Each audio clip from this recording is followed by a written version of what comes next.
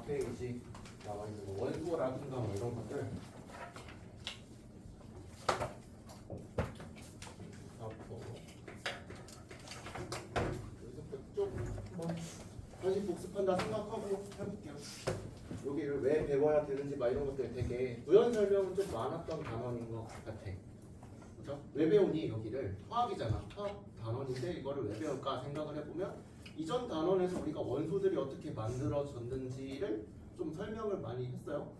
어떻게 빅뱅 만들어지면 빅뱅 이후에 뭐 얘네 두 가지 만들었어. 그 다음 별 내부에서 뭐 단소, 산소 등등 만들면서 철까지 만들었어. 철까지 이렇게.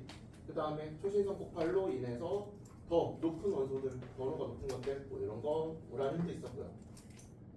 일단 여기까지 만들고 나머지들은 인공 원소다. 인공 원소는 우리들이 만들어낸 거야. 지구에서 사람들이 만들어낸 원소인 거예요. 뭐 입자 가속기라든가 이런 데서 충돌을 시키면서 입자들을 더 큰 걸 만들어낸 거죠.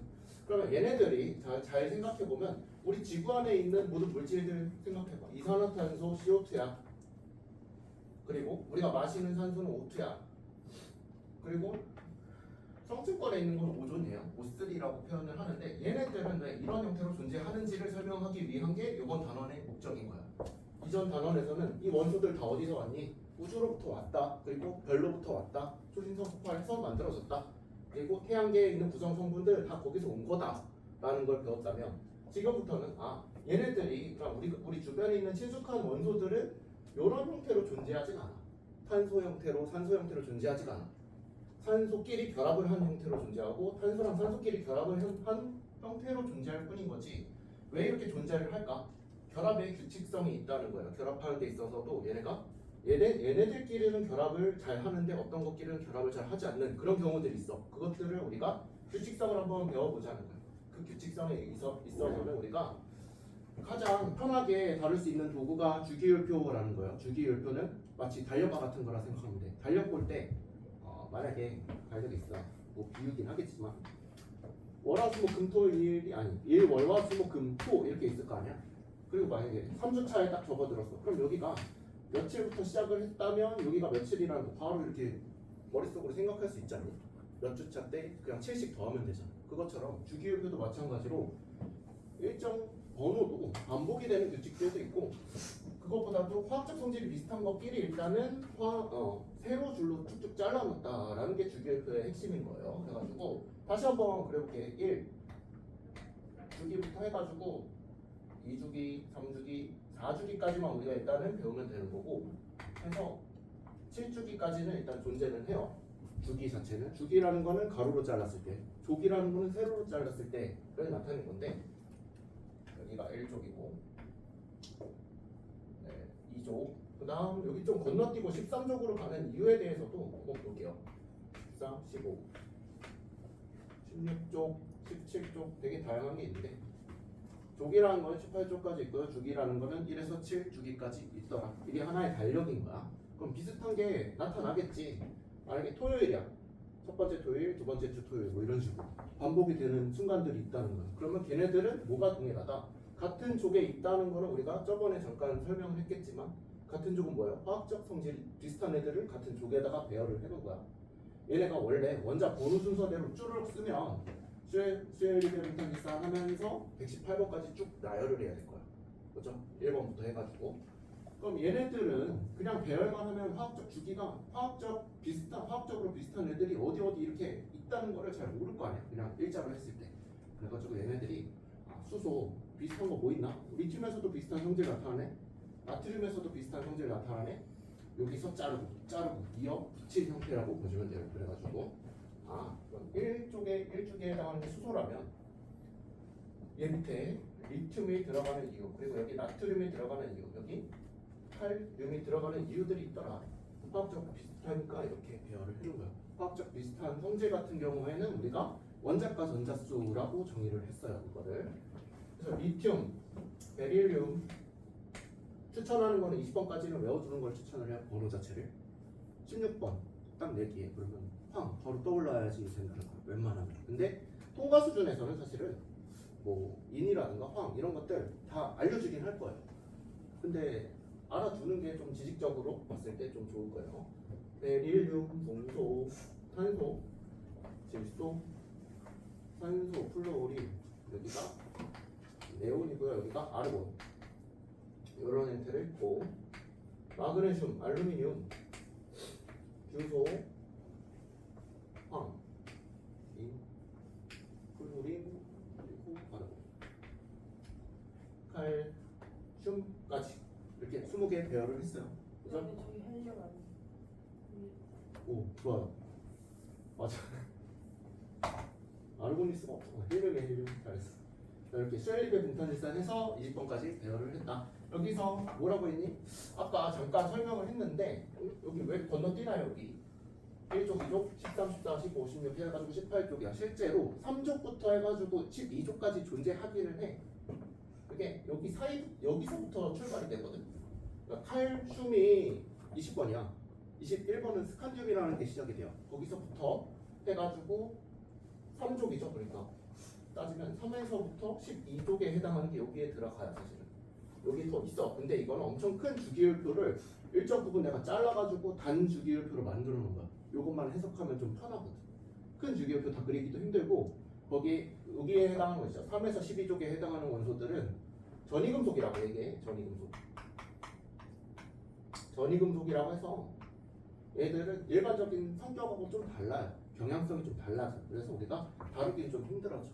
좀 더 배우다 보면 이게 화학적으로 봤을 때뭐 d-오비탈이라는 게 있어요. 전자 궤도 중에 오비탈이라는 게 있는데 거기에 d-오비탈의 전자들이 투입되는 게 여기 성적부터 시작이 돼요.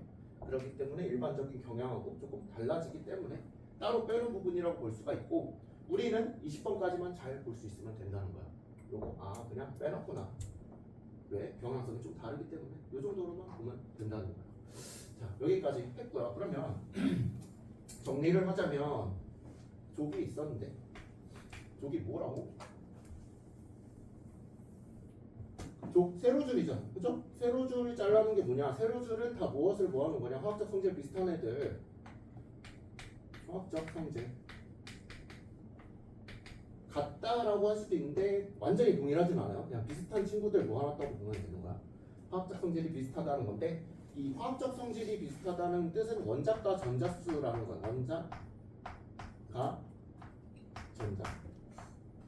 이게 가라는 게 은느니까 그 가가 아니라 1가 플러스 2가 플러스 할 때 그 가 있잖아요. 그 원자과 전자라는 그런 의미인 거예요. 원자과 전자수 라는 건데 얘에 대해서 제대로 정리를 안 했어. 원자과 전자가 뭐냐? 얘는 정의상 그래. 가장 바깥에 있어야 돼. 일단 전자 중에 가장 바깥에 존재하는 전자가 있다. 그러니까 전자는 사실 원자 핵이 이렇게 둥그렇게 있으면 요게 막 20개가 여기 다 들어가고 그런 게 아니라 안쪽 껍질도 있고 바깥 껍질도 있고 막 이렇게 다양한데 그 중에 가장 바깥에 있는 전자들 중에서 가장 바깥에 있어야 될까? 얘네들 체크하자면서 그 전자들 중에서 화학 반응에 참여해야 돼. 화학 반응 자체에 관여하는 전자들을 얘기하는구나. 무슨 차이가 있냐? 얘는 얘랑 혼동하면 안 돼요. 그러니까 원자과 전자라는 거는 최외곽 전자라는 거다. 이런 얘기도 가끔 가다 물어볼 수 있으니까 최외곽 전자는 가장 바깥에 있는 전자들을 일컬어서 얘기를 해. 예를 들어 이런 거 있죠. 헬륨이다. 다시 헬륨 너무 단순하니까 플루오린은 전자 배치를 한다면 이런 식으로 배치를 할 수가 있어. 그 다음에 플루오린 다음에 네온이죠. 네온은 이렇게 배치를 할 수가 있겠죠. 근데 최외곽 전자라는 건 뭐냐? 그냥 바깥에 있는 전자 개수 세면 돼. 가장 바깥에 있는 전자 몇 개? 7개다. 얘는 8개다 이렇게 쓸 수가 있는데 원자과 전자를 물어봤어. 원자과 전자라는 거는 화학 결합에 참여를 해야 돼. 화학 반응에 7개. 얘는 똑같이 7개가 되는데 네온 같은 경우에는 가장 안정한 원소예요. 18조 원소 같은 경우는 반응에 참여를 안 해. 그냥 그 자체로 안정한 원소이기 때문에. 그래서 얘는 원자과 전자수는 빵이래요. 요 차이가 있다는 거. 요거 디테일하게 또 해볼게요. 일단은 여기까지는 알아두시고요. 족이라는 건 그렇고 주기라는 건 어떻게 얘기할 수 있냐? 주기는 우리가 얘기했듯이 전자 껍질 수죠.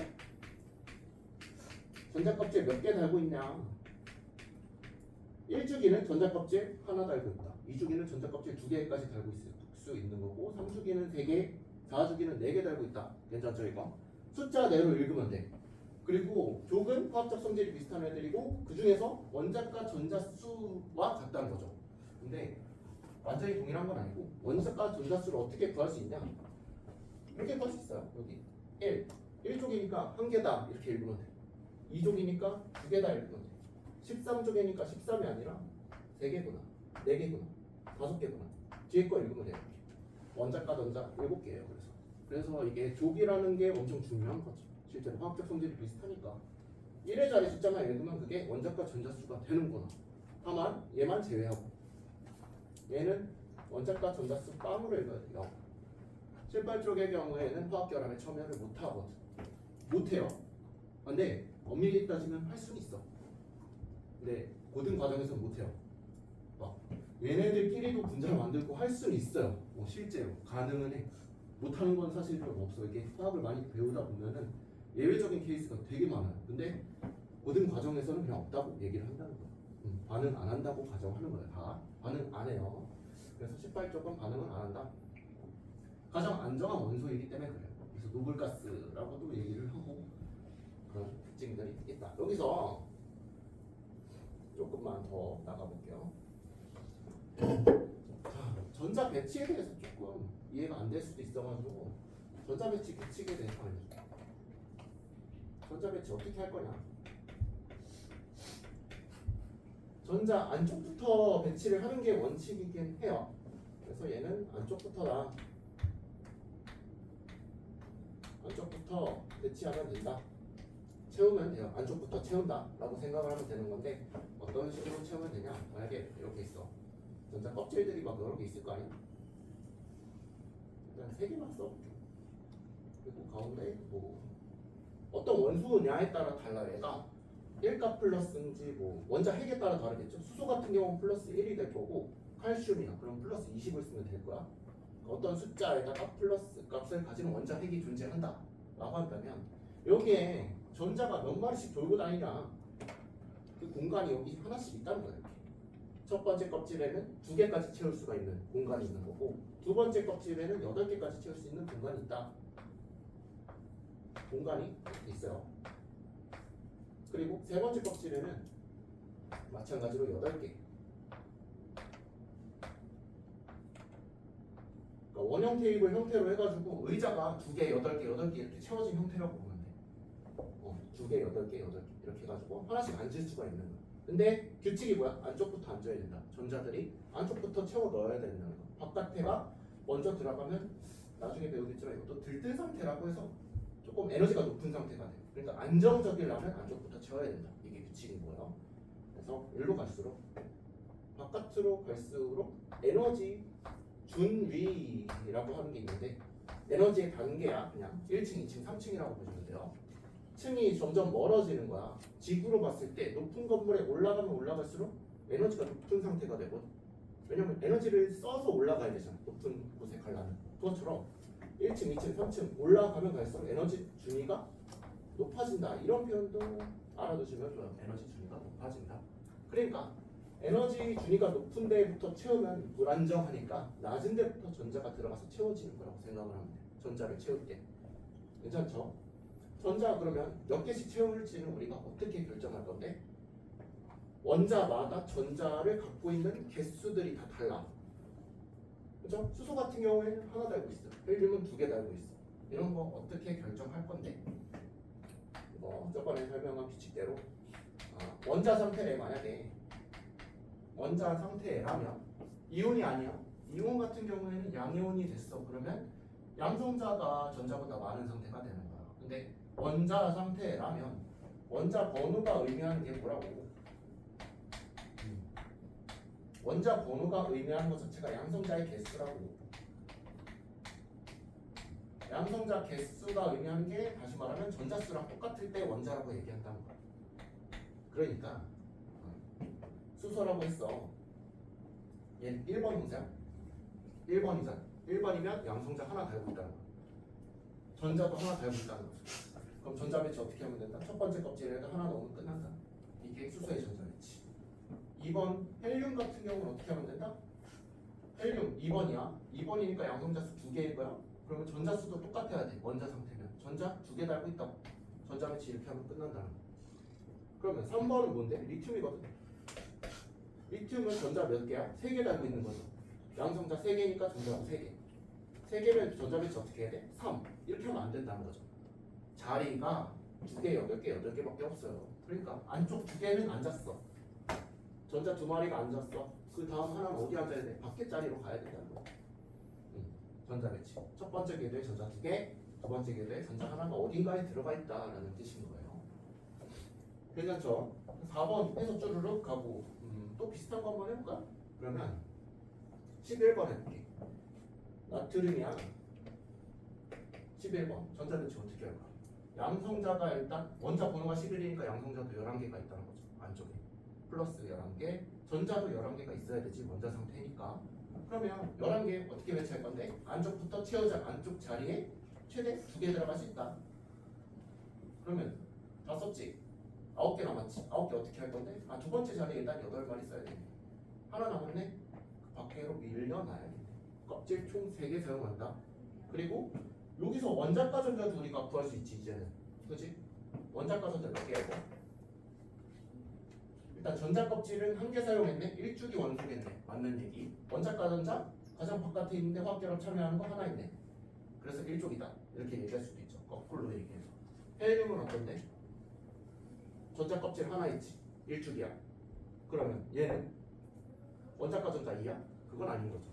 원자과 전자 얘기할 때는 18족 원소는 제외시키고 해야 돼. 18족 원소는 원자과 전자가 다 빵이다 얘기를 했어. 화학결합 참여 안 하니까. 원자과 전자는 0이다. 최외각 전자는 2가 맞아요. 리튬으로 넘어갔어. 껍질 2개 사용하네. 2주기 원소겠네. 맞네요. 저기 보니까 2주기 맞죠. 그죠? 그리고 가장 바깥에 있는 전자 하나죠. 가장 바깥에 있는 전자 하나 18쪽 아니니까 이거 자체가 원자과 전자구나. 하나구나. 얘는 1쪽이구나. 얘만 보고도 알 수 있는 거죠. 그러면 얘도 마찬가지로 껍질 3개 썼네.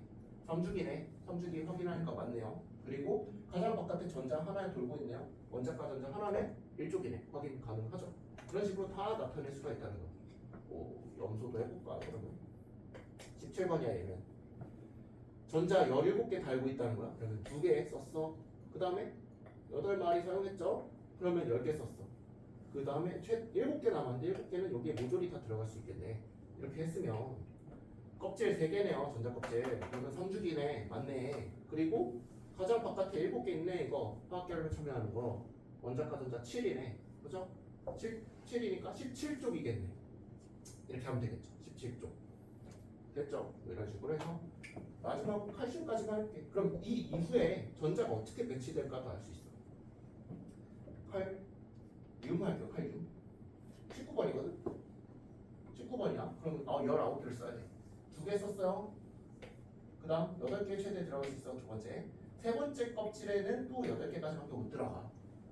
몇 개 썼어? 18개 썼지. 하나 남지. 어떻게 할 거야? 여기다 넣을 거야? 안 되죠. 자리가 없죠. 그러니까 밖에다가 마지막 자리에 하나 더 들어가. 얘네가 더 있어. 껍질이 계속. 이게 끝이 아니야. 전자 껍질이 엄청 많아. 그래가지고 여기도 왔다 갔다 할 수 있고 되게 다양해요. 그러면 여기에서 마찬가지로 가장 바깥에 하나 달고 있네. 원자과 전자 1이네. 1쪽이네. 확인해보니까 맞네. 그죠? 1쪽 하나 맞고요. 그리고 껍질 4개 달고 있네. 4주기네. 확인 가능한 거죠. 이런 식으로 주기성에 따라 배치를 한 게 저 주기율표라고 보시면 되는 거야. 주기율표. 할 수 있겠죠. 이거 전자 배치들. 그치? 원소 딱 하면은 예를 들어 그러면 퀴즈 하나 낼게. 규소야 규소. 규소는 원자과 전자가 몇 개일까? 저거 보지 마. 저거 보지 말고 원자과 전자 몇 개야 이거 보고 전자 배치해봐. 껍질 몇 개야 일단.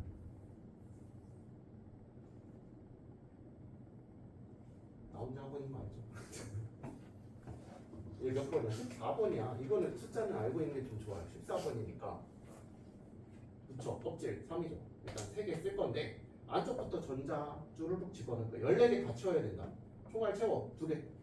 12개 남았지? 8개 채워. 2개 남았네. 두 개 아니죠? 네 개 남잖아. 네 개요, 네 개. 이렇게 하면 다 채워지는 거다. 그러니까 가장 바깥에요. 4개 돌고 있으니까 원자과 전자 4. 그러면 14족이겠네. 확인해 보니까 맞고요. 그리고 껍질 3개네, 3주기네. 맞죠? 이게 그냥 원소들 보고서 이제 툭툭툭 나올 수 있으면은 완성이 된 거예요, 여러분들이 이제 이 주기율표 자체가 머릿속에 있다라는 걸 또 사실 의미를 하는 거죠, 이거 자체가. 요거를 그냥 머릿속에 넣어도 괜찮지만 모른다면 여기서부터 추론해 나가는 것도 나쁘지는 않아요. 결국에는 저거를 넣어두는 게 좋겠죠. 뭐 탄소 딱 부르면 12번 원소다, 14주기다 뭐 이런 식으로 바로바로 알 수 있으면 좋겠죠. 그리고 2주기 원소다 이런 식으로. 왜냐면 통과 수준에서는 사실 여기까지만 알아도 괜찮은데 나중에 모든 과정에서 화학을 하잖아요. 화학에서는 이거를 좀 암기식으로 머릿속에 넣어놔야지 문제가 좀 풀리는 경우가 많아요. 바로바로. 그렇기 때문에 좀 연계 과정을 생각을 하면 결국에 우리가 이거를 피할 수는 없다는 거예요. 알아두시는 게 좋다고. 여기까지 정리됐죠? 이거는 단순한 그냥 전자 배치에 의한 거예요. 한 30초 동안 생각해보세요. 여기 15분 뒤에 줄게요. 미안한데 끊기가 애매해. 자, 갈게요. 더 여기까지 이해한 상태에서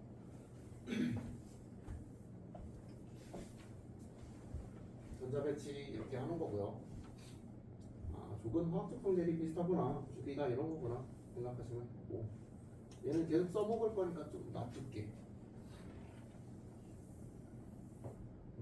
이렇게 하고. 자, 다시 퀴즈. 황이야.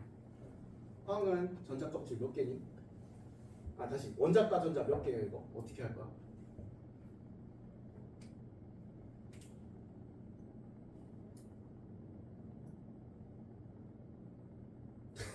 황 16번이요, 그죠? 16번 이런 거 16번 알려줬어. 그럼 전자 16개라는 거 맞니? 전자 16개야. 그럼 안쪽에 몇 개 넣을까요? 여기다가 첫 번째 껍질에 둘, 네. 그 다음? 네. 그 다음? 6? 끝이야? 맞아, 끝이에요.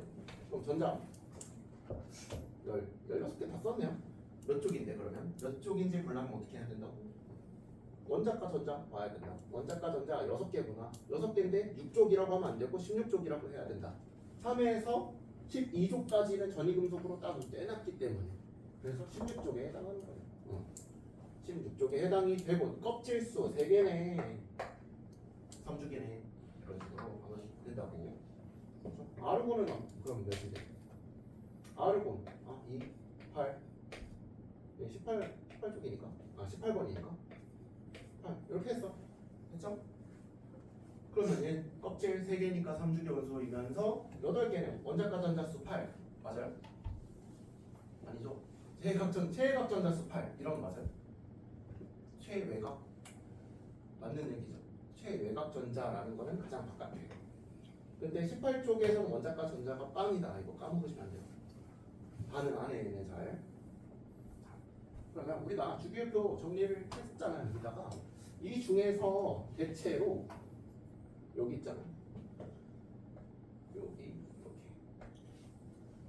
우리가 여기까지 딱 잘라가지고 왼쪽 그냥 다 금속 처리할 거고 얘 빼고 얘네가 참 많죠. 얘 빼고서 수소는 우리가 금속이 아닌 걸 알고 있어. 금속 말이 안 되잖아. 금속은 대체 우리가 뭐 이런 철 같은 거 있죠. 단단하거나 뭐 이런 성질을 가져야 되는데 수소는 우리가 아는 수소는 그런 성질을 갖고 있잖아. 그렇기 때문에 수소 제외하고 대체로 주기율표 엄청 큰 주기율표 있을 거야. 거기에서 왼쪽에 해당하는 게 금속이야. 오른쪽에 해당하는 게 비금속이야.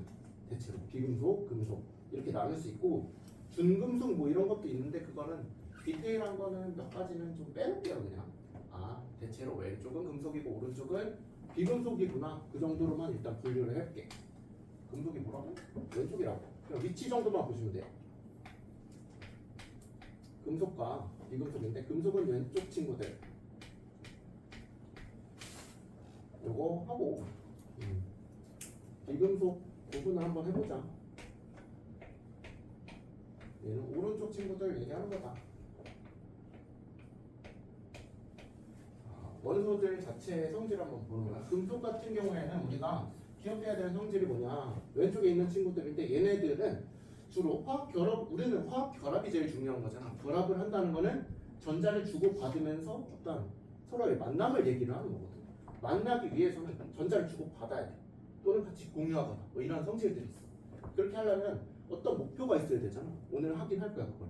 목적이 있어야 되는데 그 목적이 이 친구들이에요. 18쪽에 있는 친구들. 18쪽처럼 행동하고 싶어해. 모든 원소들이 다 전자 배치를 얘처럼 맞추고 싶어해. 가장 바깥에 꽉꽉 채우는 거죠. 전자 배치를 2개 또는 8개, 8개 이런 식으로 가장 바깥에 전자들을 날리거나 얻거나 해가지고 얘처럼 되기만 하면은 전자 배치가 안정해지는 그런 결과를 갖거든. 그렇기 때문에 금속 원소들 왼쪽 애들은 주로 전자를 몇 개씩 잃어서 요 친구들처럼 되려는 성질들이 있어요. 전자 자체를 잃어버려서. 그 얘기가 뭐냐? 양이온이 된다는 거예요. 전자를 잃어요. 양이온이 되는 성질들이 크다. 우리가 중등 때 배운 내용들 있잖아. 뭐 이런 거. 마그네슘은 2가 플러스가 안정하고 알루미늄은 3가 플러스 안정해요. 아니면 뭐 나트륨 그냥 플러스 자리야. 이런 것들 있잖아. 왜 플러스고 2가고 얘는 왜 3가예요? 18쪽에 전자 배치를 가지려면 이렇게 할 수밖에 없거든. 그래서 그런 거야. 그래서 전자를 잃고 양이온이 되는 게 안정한 친구들이고, 그러면 음이온인 것도 있었어. 산소는 왜 2가 마이너스가 안정한데요? 황은 왜 2가 마이너스야? 이런 것도 했었잖아. C에는 왜 마이너스 짜리? 얘네들도 마찬가지로 가까운 18쪽 원소처럼 되면은 안정화가 되거든. 전자 배치 자체가. 이렇게 되면서 전자를 얘네는 얻는 친구들이에요. 그래서 전자를 얻어서 안정해. 얘네들은. 음이온이 될 때 안정적이다 정도로 보시면 되고요. 그럼 양이온이 됐다, 음이온이 됐다 이런 차이가 있는데 얘네들은 어떤 성질을 갖고 있냐? 한 3개씩 좀 묶어서 얘기를 해볼게. 이건 좀 외우는 성질인 거예요. 그러면 겉으로 봤을 때 얘네들 있잖아. 전기가 잘 통하니 뭐 이런 거 있을 거야. 열이 잘 전도가 되냐? 전기가 잘 통하니? 광택이 있니? 이 삼총사 그냥 한 번에 외울게요. 열전광 요 3가지는 여기에선 다 통해요. 금속 같은 경우 광택이 있어. 반짝반짝한 거죠. 철 같은 경우에도 광택이 있어. 철이 우리 막 부식된 철 같은 경우에는 녹슬잖아. 걔네는 광택이 없거든. 근데 그냥 순수한 철 같은 경우에는 광택이 있어. 알루미늄도 마찬가지. 알루미늄 호일이라든가 이런 거 생각하면 돼요. 열, 전기 굉장히 잘 통해. 불이라든가 이런 거 있죠. 전선의 주 성분이 불이에요. 전기 엄청 잘 통해. 열도 잘 통하고. 철 같은 금속 있잖아. 열 전도율 굉장히 높아요. 실제로 같은 철이라 해도 지금 상온에 만약에 이 책상 있잖아. 책상에 철도 있고 나무도 있잖아. 둘 다 같은 온도거든. 근데 손으로 딱 대보면 나무보다 뭔가 철이 더 차가운 느낌이 들 거야. 왜 그러냐? 철이 열을 더 잘 뺏어가기 때문에 그런 거야. 나무보다 같은 온도임에도 불구하고 그게 열 전도성이 높다라고 얘기를 하는 거야. 마찬가지로 여기 열, 전기, 광택 이 삼총사 없다. 광택 없고 그냥 작다라고 표현을 할게요. 없는 건 좀 그러니까 전기 안 통하는 성질이 크긴 한데 열 전도가 없다고 하면 좀 오바 같으니까 광택이 좀 떨어진다 정도로 볼 수 있다는 거. 금속. 자 그리고 상온에서 대체로 얘네들 상태를 한번 보자면 얘는 대체로 못 채요. 상온에서. 그치? 상온인 게 중요해. 철 같은 거 액체 상태로 우리가 만들려면 1535도까지 가열을 해야 돼. 그리고 기체 상태가 되려면 훨씬 더 높은 온도가 필요해. 마찬가지로 상온에서는 모체라고 해요. 녹는점이 굉장히 높은 물질들이라는 거죠. 단 예외가 하나 있어. 어떤 거? 수은이라고 쓰는 애가 있는데 얘 HG예요. 얘는 액체예요. 상온에서. 액체 상태. 액체 상태인 고체 한 가지 있어요. 수은은 손에다 올려놓거나 그냥 상온에서도 액체 상태인 거야. 토리첼리 실험이라고 혹시 들어봤나요? 모르면 넘어갑시다. 그런 게 있어요. 그 수은 기둥 만들어가지고 막 실험하고 있어. 수은 자체가 엄청 밀도가 높은 금속인데 액체 상태이거든. 그걸 이용한 거 나중에 배울 거예요. 이것도. 자, 비금속 같은 경우는 상온에서 주로 고체인 것도 있고 기체인 것도 있어. 이게 뭐 특징인가 싶겠지만 예외적으로 브로민 같은 경우에는 얘는 Br2라고 쓰거든요. 얘도 마찬가지로 액체다. 그럼 비금속은 다 있는 거 아닌가요? 맞아요, 다 있어요.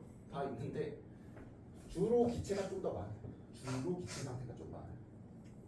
예외적으로 이런 거 노란색으로 쓴 액체 상태인 것도 존재하더라고요. 괜찮죠? 아 그리고 여기서 좀 첨부적으로 비금속은 열, 전기, 광택이 없다 뭐 이런 식으로 얘기를 했잖아. 근데 전기에 대해서는 사실 흑연은 전기 잘 통해요. 요거 하나만 예외적으로 좀 알아둡시다. 흑연이란 예시가 나오면 비금속인데도 불구하고 전기가 굉장히 잘 통해요. 흑연은 잘 통해요. 자유전자가 좀 남아서 그런 거거든. 이것도 마찬가지로 지금으로서 설명할 수 없는 이론이다. 됐죠? 금속, 비금속 구분할 수 있겠죠? 대체로 그냥 주기율표 딱 있다. 반 갈라. 그래서 금속, 비금속 이렇게 해도 무방해요. 그 중에 1과 수소 빠지겠지. 중간에 갈라지겠지. 뭐 이런 거 고려해도 그냥 왼쪽 금속, 오른쪽 비금속 이렇게 봐도 상관없다는 거야. 느낌적으로 봤을 때. 그 안에 디테일적으로는 물론 이 필요는 하겠죠. 베릴륨하고 알루미늄을 경계로 딱 자르긴 해야 돼. 요 정도만 기억을 하면 된다. 그리고 참고로 추가적으로 뭐 이런 용어도 가끔가다 등장해요. 여기 금속에 대해서 하나만 더 해두자면 전성이라든가 연성 이란 얘기, 전성, 연성이 있다라는 얘기, 금속에는 해당되는 얘기. 전성 같은 경우는 전처럼 펴짐성을 얘기하는 거거든요. 펴짐성. 전은 펴야 되는 거잖아요. 그래서 전성이 있다. 연은 반대로 뽑히는 거예요. 그냥 연 날릴 때 이거 실 이렇게 쭉 뽑는 거 생각하시면 돼요. 연성, 뽑힘성이다. 그러니까 철 같은 거 가느다랗게 철사로 만들 수가 있잖아. 금속 같은 경우는 그게 가능하다. 그리고 전성은 뭐라고? 펴지는 거야. 잘 펼 수도 있다. 철 같은 거 압착 가능하고 금 같은 것도 잘 펴지죠, 되게. 그런 것들이 있다 정도만 추가적으로 알아두시면 되고요. 그리고 금속 중에서도 우리가 지난번에 조금 하긴 했지만 금속 중에서 1쪽인 애들, 여기를 우리가 알칼리 금속이라고 얘기하지 않았나요? 이쪽 애들은 17쪽 애들은 할로젠이다 이렇게 얘기를 했었어. 그 밑에 브로민이라는 애가 여기 살고 있고 그 밑에는 아이오딘 이렇게 살고 있긴 해요. 그래서 얘들에 대해서 좀 더 디테일하게 볼 건데 금속 중에서 알칼리 금속이라는 것도 있더라. 근데 어떤 애들을 칭하는 거냐? 간단하게 이건 빨리빨리 넘어가요. 알칼리 금속이다. 수소 제외예요. 일단 알칼리 금속은 수소 제외 1쪽 애들 얘기하는 거다. 이 정도만 알아두시면 돼요. 수소를 제외한 1쪽 친구들 다 알칼리 금속이에요. 리튬, 그리고 나트륨, 칼륨, 또 밑에 하나 더 있어요. 몇 개 있어요. 뭐 여기 루비듐 있고 그다음에 세슘 있고 프랑슘 있고 이렇게 있을 거예요. 실제 주기율표 보면 자주 안 나오니까 그냥 여기까지만 내가 표시를 해놓은 거야. 이렇게 있고요. 어떤 것들이 있냐? 리튬부터 시작해서 나트륨도 있고요, 칼륨도 있고, 루비듐, 뭐 이런 식으로 세슘 등등등 이렇게 존재하더라. 이게 알칼리 금속이더라. 그러면 얘네들의 반응성 우리 저번에 잠깐 했었는데 반응성은 어디로 갈수록 크다? 바깥으로 갈수록 커진다. 반응성이 커진다. 이쪽으로 갈수록 반응성이 커진다. 반응성이 커진다는 거는 금속, 알칼리 금속으로서 여러 가지 반응들을 할 건데 그 정도가 얘네들 번호가 커질수록 그 정도가 세진다는 거예요. 얘네 두 개 비교했을 때 나트륨이 더 반응을 잘해. 얘네 두 개 비교했을 때 칼륨이 더 반응을 잘해. 이런 것들을 얘기를 하는 거야. 그 반응에 대해서 밑에 하나 정리해 줄 거고요. 왜 반응성이 세지냐? 전자를 잃는 게 조금 더 바깥 껍질에 있는 전자를 잃기가 더 쉬워. 저 멀리 있는 애가 도망가도 모르거든. 가까이 있는 거는 도망가면 바로 알아챌 수 있잖아요. 그렇죠? 해골부터 가까우니까. 해골부터 먼 전자 같은 경우에는 하나 없어져도 모르거든. 그래가지고 밖에 원소일수록 주기가 커질수록 전자 껍질이 더 멀리 있는 거 전자 하나 잃어버릴수록 훨씬 더 쉽다는 거죠. 전자를 잃는 것 자체 행위가. 그래서 반응성이 커진다는 거고요. 그냥 참고로 알아두시고 얘네들은 그럼 어떤 특징들이 있냐? 특징 한 4가지 정도만 알아두시면 돼요. 여기는 특징 일단 어때? 금속은 공통적으로 광택이 있다고 얘기했잖아.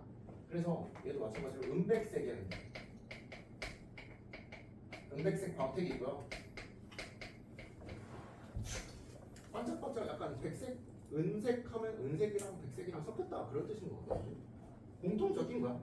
금 같은 건 어때요? 금 딱 보면 황금빛 나지 않니? 노란 느낌이잖아. 얘는 은색이래. 리튬, 나트륨, 칼륨 다 동시에 얘네들. 실제로 잘랐을 때 면들도 자체도 은백색 광택이 나더라. 그리고 무르다 뭐 이런 얘기도 했었죠. 무르다 잘 잘린다. 칼로 잘릴 정도로 금속이 무르다. 철 같은 건 안 잘리잖아. 근데 얘는 금속인데도 불구하고 잘 잘린다는 특징이고, 밀도도 생각보다 작아요. 광택이 있는데 밀도도 작더라. 뭐 여러 특징들 받아주시면 되고요. 반응해서 뭐 양면되는 거 이런 건 다 알고 있죠. 그리고 은백색 광택이 있고요. 실온에서 고체인 거는 사실 저기서 다 얘기했으니까 그냥 참고로 가끔가다 등장할 수 있으니까 이건 당연하긴 해요. 실온 고체인 거는 얘네들 다 상태 보면 다 고체 상태. 리튬의 고체 얘네들도 다 고체 상태. 우리가 알칼리 금속 제외하고서 여기서 얘기했었잖아. 금속이라는 것들은 전부 다 상온에서 고체 상태이다. 단 수은 빼고. 근데 수은 자체가 알칼리 금속에 속하진 않을 거 아니야. 그렇죠? 수은은 저쪽 한참 뒤에 있어요. 알칼리 금속에 수은이 없어요. 그러니까 실온에서 고체인 거는 어떻게 보면 당연한 효과니까 3가지 정도는 기억을 합시다. 밀도가 작구나. 그럼 얘네들 반응은 어떤 것들이 있나? 일단 물과 반응하는 거 알고 있죠? 물과 산소랑 반응하는 이 2가지 정도의 반응이 있어요. 참고로 그냥 물하고 반응하는 거 잠깐 써주자면 어떤 거 할까? 나트륨 해볼게. 나트륨이 물과 만나면 반응을 할 건데 NaOH가 만들어지고 수소기체가 발생해요. 이게 물과의 반응 예시인데 개수가 안 맞잖아. 이 개수를 좀 맞춰주면, 왜냐면 양쪽에 반응 전후에 원자가 소멸되거나 생성되면 안 되거든. 원자가 개수가 똑같아야 돼. H가 여기 3개인데 여기 2개밖에 없잖아. 그래서 이걸 맞춰주는 과정이 중상 과정에서 사실 있어요. 그래가지고 잠깐 해보자면 곱하기 하면 뭐 이런 식으로 나와요. 그러면 원자 개수가 딱딱 맞아. 이런 식으로 맞춰주면 이게 반응식이야 사실. 그냥 물과 반응한다 정도만 알아주시면 돼요. 디테일한 반응식이 이렇게 생겼다. 산소랑 반응하는 건 뭔데? 리튬 해볼까 이거는? 리튬이 상온에 있는 산소랑 반응을 하면 어떻게 되냐? 산화 리튬이 돼. 리튬인데 산소. 근데 리튬이 1가 플러스짜리거든. 산소는 2가 마이너스짜리. 그래서 얘가 2마리가 필요해. 이렇게 만들어지려면 마찬가지로 개수 자체가 얘 2마리가 반응을 해야 돼. 그래서 얘 2마리를 만들어야겠지. 됐네요. 이 반응이 일어나면 이게 산소랑 반응을 했구나. 이게 뭐냐면, 자, 공기 중에 만약에 리튬을 딱 잘라다가 놨어. 그러면 공기 중에 산소랑 만난다는 거 아닐까? 그쵸? 반응을 하겠죠. 아무래도 반응성이 있으니까 산소랑 만난다는 거 아니야? 그럼 얘가 됐어. 원래는 은백색 광택이 리튬이었는데 산화 리튬이 됐어요. 그러면 광택을 잃어버려요, 실제로. 그래서 각대 겉표면 자체가 원래는 그냥 리튬을 바로 꺼내놨을 때는 광택 자체가 별로 보이질 않아. 근데 잘랐을 때는 이제 안쪽에 있는 건 산소랑 반응을 못했을 거 아니야. 그래서 안쪽에서는 광택이 난다. 시간이 지날수록 이런 시험들도 가끔 나올 거야. 그러니까 알칼리 금속 중에서 광택을 점점 잃어버리겠죠. 꺼내놓은 순간부터 산소랑 반응을 할 테니까. 반응하고 나서 이 상태가 되면 이제 이 은백색 광택을 잃어버리는 거야. 이 과정을 거치면. 그러면 리튬하고 나트륨, 뭐 칼륨 이런 거를 다 셋 다 동시에 꺼내놨어. 공기 중에. 그러면 어떤 게 제일 은백색 광택을 빨리 잃어버릴까요? 생각을 해보면 하나의 실험을 했다고 치자.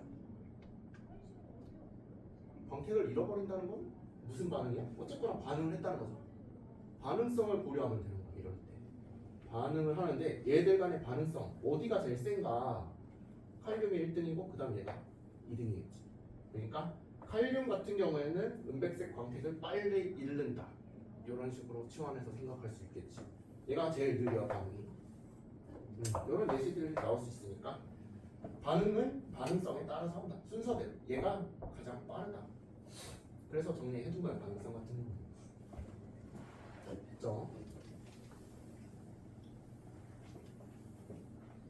제가 아니 칸이 부족한데 마지막 할로젠이에요. 할로젠.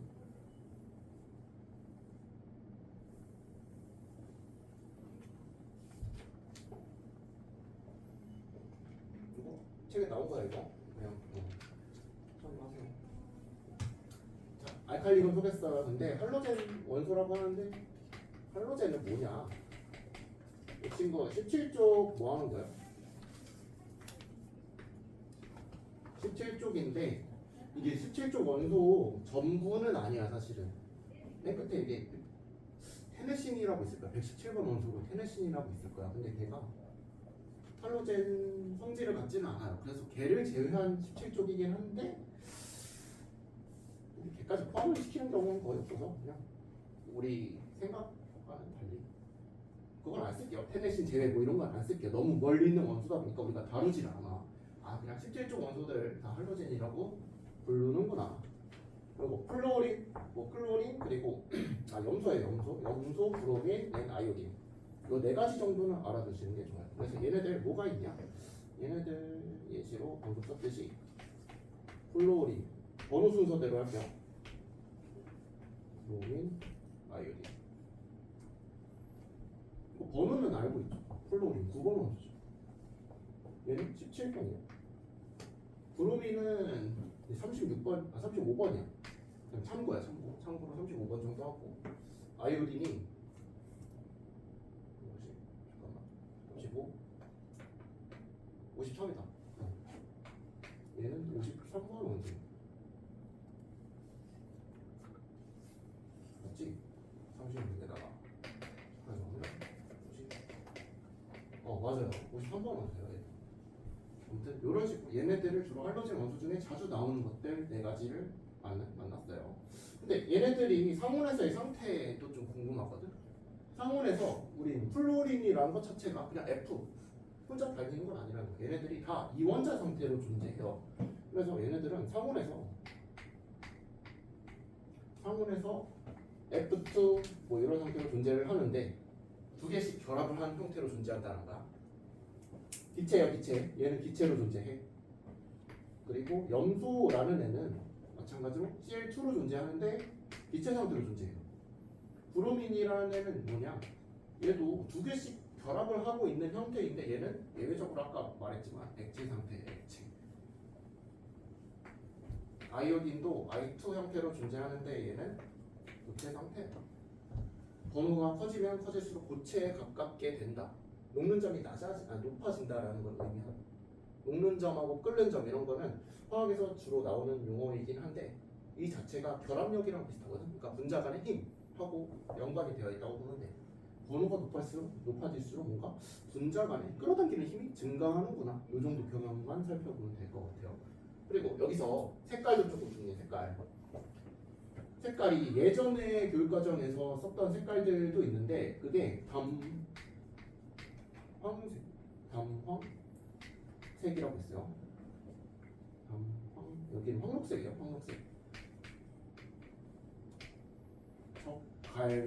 적색하고 갈색 섞인 거라고 보면 돼. 적갈색. 얘는 흑자색이라고 해서 보라색이에요. 보라색. 용어는 둘 다 알아주시는 게 좋아요. 그래서 담황색, 약간 연노란색이라고 보시면 되고 황록색은 그냥 요즘으로는 노란색으로 표현을 하긴 해. 적갈색은 말 그대로 적색, 갈색 사이. 흑자색은 보라색 이렇게 바꿔두면 돼요. 좀 살짝 띄워볼래요? 소리가 들려. 네. 쌍원에서 이렇게 존재한다는 거. 할로젠 원소는 이게 간데 여기서 반응도 할 거다. 여기서 우리가 알칼리 금속들 주로 물하고 산소랑 반응해요 라는 거 알고 있죠? 얘들도 마찬가지로 반응을 하는데 수소와에 반응하는 것도 있고 알칼리 금속하고 반응하는 거 이 두 가지 정도만 알아두시면 돼요. 대표적인 반응인데 수소랑 반응하는 게 뭔데? 얘네들이 수소랑 반응하면 어떤 반응을 일으킬까? 만약에 이런 거 있어. 예를 들어 이런 거.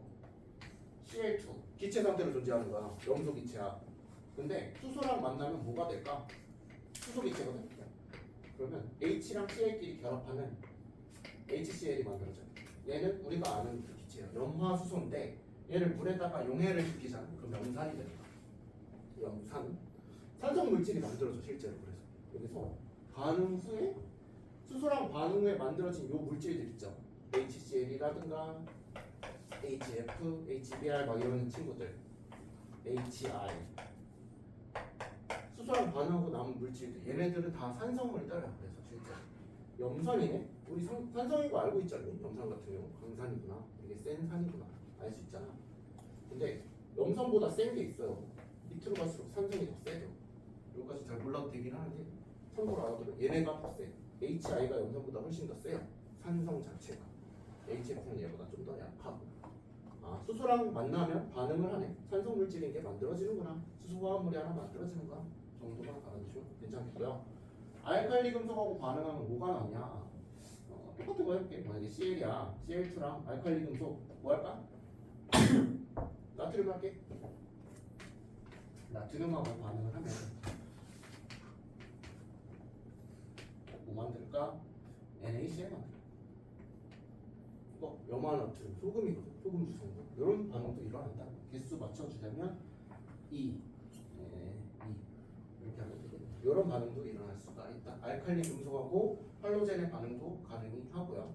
수소랑 반응해서 산성물질 만들어낼 수도 있고, 알칼리 금속에서는 우리 물과 반응했을 때 막 NaOH 이런 거 만들었었잖아. 근데 OH를 달고 있다는 것 자체가 염기성이라는 뜻인 거야. 염기성의 다른 말은 알칼리성이랑 똑같은 말이야. 그래서 알칼리 금속이라는 거. 물에 녹아서 염기성을 띠니까 알칼리 금속이다. 여기까지 연관시켜서 알아두시면 좀 좋을 것 같아요. 여기까지가 할로젠 진짜 외우는 부분은 다 끝났어. 알칼리 금속부터 해서 할로젠까지 해가지고 이제 얘들 이용해서 어떤 반응을 하는지는 좀 우리가 까먹기 전에 문제를 일단 이온 결합하고 잠깐 쉴게요. 이온 결합 한 번 더 어디냐면 76페이지야.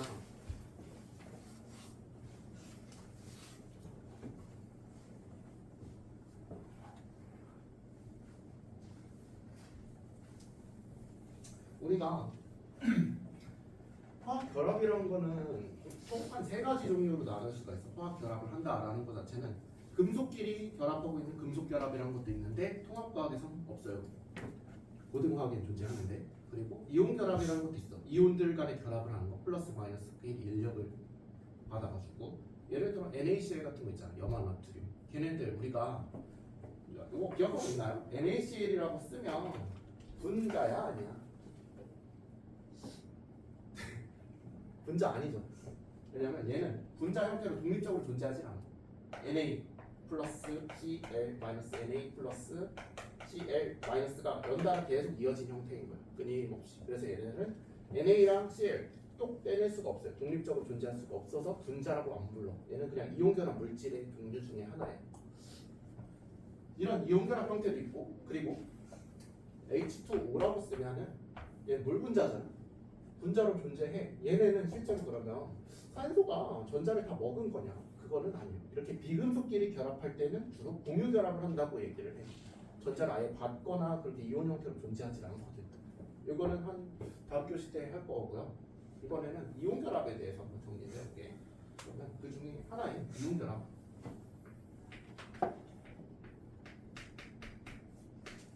결합의 종류 중에 이온 결합이라는 게 있는데, 얘네는 누구끼리 하는 거냐? 대상이 명확해.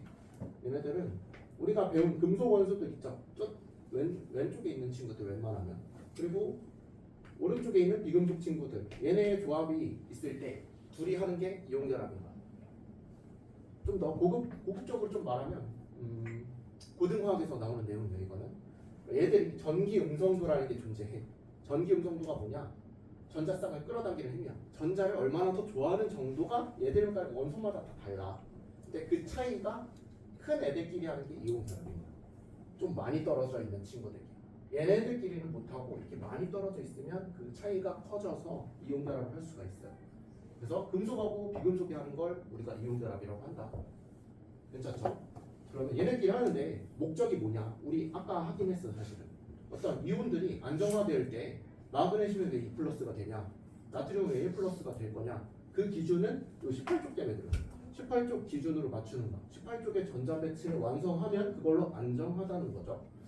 그래서 18쪽 목표 자체를 우리가 이렇게 정할 거야. 18쪽 전자 배치 이거 하나만 바라보고 가는 거야. 18쪽의 전자 배치를 하면 안정화가 되는구나 이렇게 생각을 하면 돼. 화학 결합의 목적은 안정화인데 그 안정화가 되는 목적 자체는 18쪽의 전자 배치 얘네가 가장 안정하게 존재하고 있으니까 그렇죠? 일종의 아이돌 같은 존재라고 보면 돼.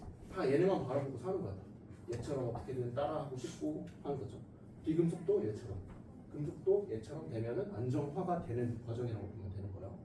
그러면 18쪽 전자 배치 어떻게 할까? 여기는 좀 예시 하나만 보면은 좀 이해가 될 것 같아. 예를 들어 나트륨.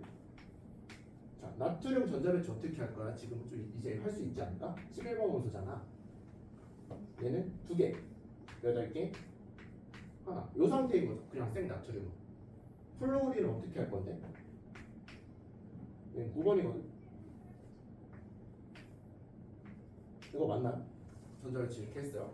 껍질에다가 전자 배치가 이렇게 생겼는데 지금 얘네들 간의 결합을 완성을 시키고 싶어. 그리고 얘네들은 지금 18쪽의 전자 배치를 갖지 않은 상태지. 18쪽의 전자 배치는 뭔데? 요거 하나 이런 거 싹 다 날려야 되지. 가장 바깥에 2개가 되거나 8개가 되면 18쪽의 전자 배치가 되는 거야. 얘처럼 이렇게 만들거나 얘처럼 이렇게 만들거나 얘처럼 이렇게 만들거나 하면 18쪽의 전자 배치가 되는 거야. 그럼 얘네가 18쪽처럼 따라 하려면 어떻게 해야 될까? 전자 하나 날려버리면 되겠지. 얘는 전자 어디선가 하나 끌어오면 되겠지. 그렇죠? 그렇게 가는 거야. 첫 번째 생각을 그렇게 하면 나트륨 같은 경우에는 전자를 잃어버리면 되겠다. 이렇게. 근데 전자를 실제로 공기 중에 그냥 바깥다 버릴 수가 없거든. 이거를 줄 수는 있어. 다른 원소에게. 그러면 옆에 너 잘 있다. 전자 좋아하는구나 해가지고 전자를 얘가 받아요. 8개가 돼. 이런 상태. 어떻게? 여기 있는 전자 하나를 얘한테 줘버리는 거야. 증여를 해버리는 거죠. 그러면 어떻게 돼요? 얘가 플러스가 되고 얘가 마이너스인 상태가 되겠지. 전자의 개수가 달라졌으니까 나트륨 원래 가운데 원자 핵 자체가 플러스 11이었고 전자도 마이너스 11이었기 때문에 중성이었는데 전자 하나 잃었잖아. 그래서 플러스 1가가 되는 거야. 플로리는 전자 하나 받았잖아. 원래 원자 상태였는데 그래서 플로리 마이너스가 되는 거야. 이런 상태가 됐어. 그럼 어때? 얘는 플러스를 띄고 얘는 마이너스를 띄잖아. 각각의 플러스 마이너스 간에 뭐가 작용해? 인력이 작용하죠. 그 인력으로 만들어지는 결합이 이온 결합입니다. 일단 전자를 주고받아 플러스 마이너스가 되겠네? 끌어당기겠네? 그러면서 주르륵 결합하는 게 이온 결합. 이게 끝이야. 그러면 얘네들의 실제 전자는 전자 배치를 어떻게 나타내야 되냐? 그림으로 나타내보면 이런 모형이 돼요. 나트륨을 먼저 그려볼게. 나트륨은 요거는 많이 안 그릴 거야. 앞으로 좀 그리기가 복잡해서 2개죠. 그리고 가운데 나트륨은 11 플러스 이렇게 나타낼 수 있어. 그리고 전자가 여기도 있고 여기 있고 이렇게 8개 쓸 수 있겠지. 8. 그럼 전자 10개 있는 나트륨이 된 거야. 이거 Na 플러스인 상태야. 그래서 그냥 플러스인 상태를 어떻게 나타내냐, 이렇게 대괄호 치고서 플러스다 이렇게 나타내. 이온 같은 경우에는 모형으로 나타낸 다음에 전하를 이런 식으로 나타내. 그러면 F에 대한 표현은 어떻게 할 거냐? 마찬가지야. 얘도 똑같이 해. 똑같이 가운데다가 플로린이라는 거 표시를 해주려면 플러스 9인 거를 나타내야 돼. 그리고 전자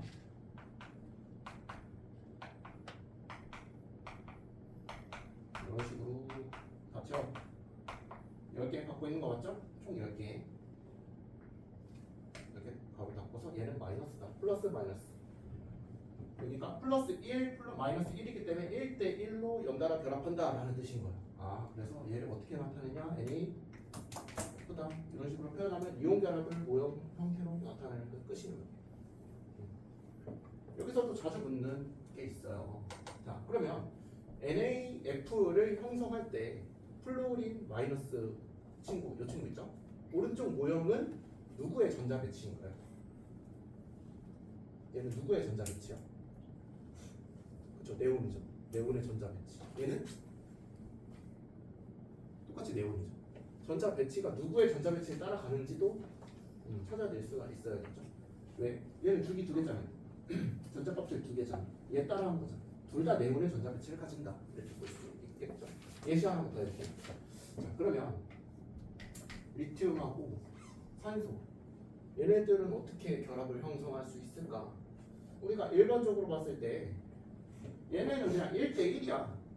마치 그냥 좋아하는 사람한테 선물 하나 준 거야. 전자 하나 남는데 너도 가져라. 나 좋아하니까 주는 거야 그냥. 그래서 오케이 1대1로 결합이 된 거야. 근데 이 친구는 어때요? 리튬은 전자 배치가 이렇게 생겼고 왜냐하면 얘는 3번이거든. 얘는 8번이잖아. 그럼 전자가 이렇게 생겼잖아. 그러면 자 리튬 입장에서 전자를 주고 싶어. 왜냐면 18쪽에 헬륨처럼 되고 싶거든.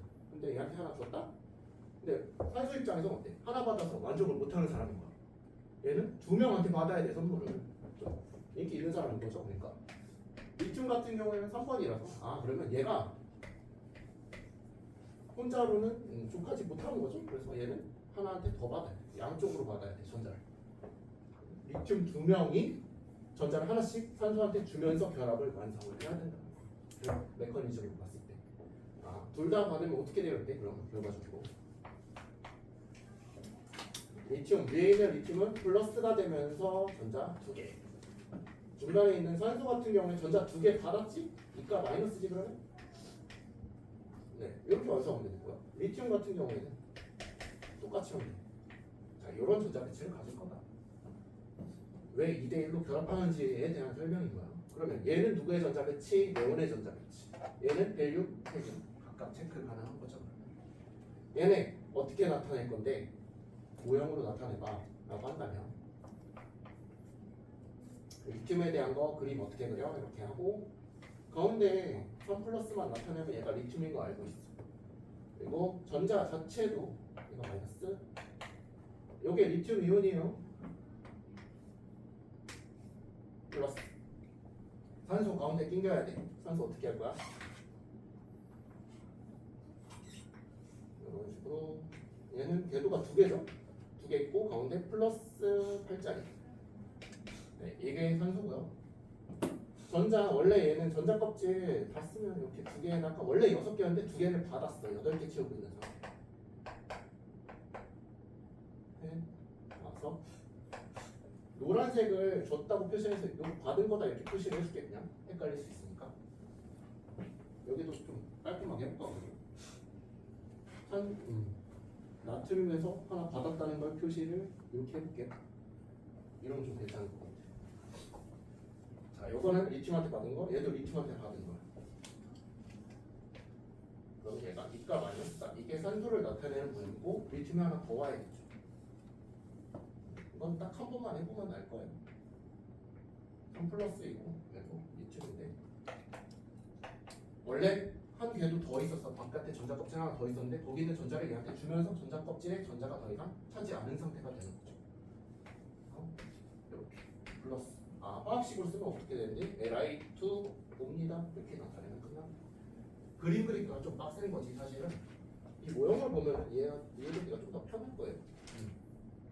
누가의 전자 배치? 헬륨, 네온의 전자 배치를 각각 갖는다. 결국 뭔데?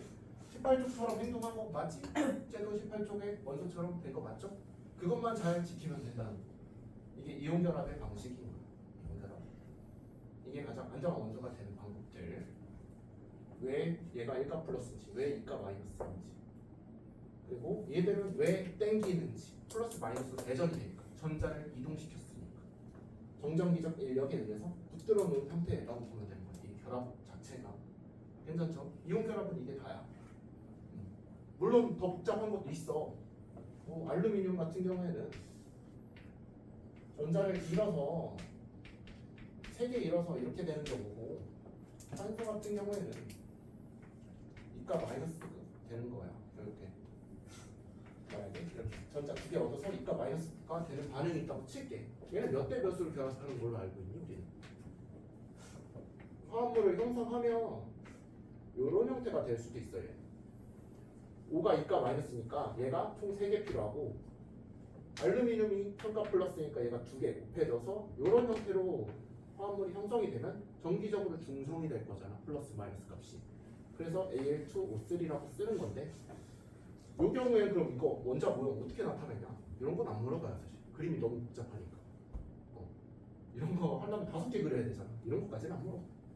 그냥 이런 화합물이 생성이 되는구나 정도만 알면 되는 거고, 이 정도는 알 수 있겠죠. 여기에서의 알루미늄 이온의 전자 배치 누구 따라가는 거? 여기에서의 알루미늄의 전자 배치는 네온이죠. 왜냐면 알루미늄이 13번이죠. 13번이면 여기야. 얘는 여기로 가는 것보다 거꾸로 역주행해서 얘처럼 돼서 전자 3개 버리는 반응이 더 빠르니까. 그래서 네온의 전자 배치를 갖는다. 산소도 네온의 전자 배치를 갖는다. 이건 전자 껍질이 몇 개 달고 있었는지를 생각을 하면 역으로 추론을 낼 수 있는 생각이에요. 여기까지. 괜찮죠? 나머지는 한번 응용을 해보시고, 여기는 잠깐 이온 결합 이해돼요? 이거 플러스 마이너스 정전기 일량으로 결합이 되는 건데, 플러스가 마이너스가 되는, 그러니까 플러스로 마이너스로 대전이 되는 규칙 자체들. 결국 전자 배치를 18쪽처럼 하고 싶으면 되는 거다라는 거. 자, 그러면 요걸로 다 설명이 안 되니까, 예를 들어 물이라든지 H2O라든지 CO2라든지 얘네들은 그냥 금속하고 비금속의 결합이 아닌 것들이잖아. 비금속하고 비금속인 것들은 어떤 식으로 안정화가 되는지를 배우는 게 공유결합이라고 보면 돼. 이온결합 됐잖아. 그러면 공유결합이라는 건 왜 만들어지고 어떻게 생성이 되는 건가? 공유결합.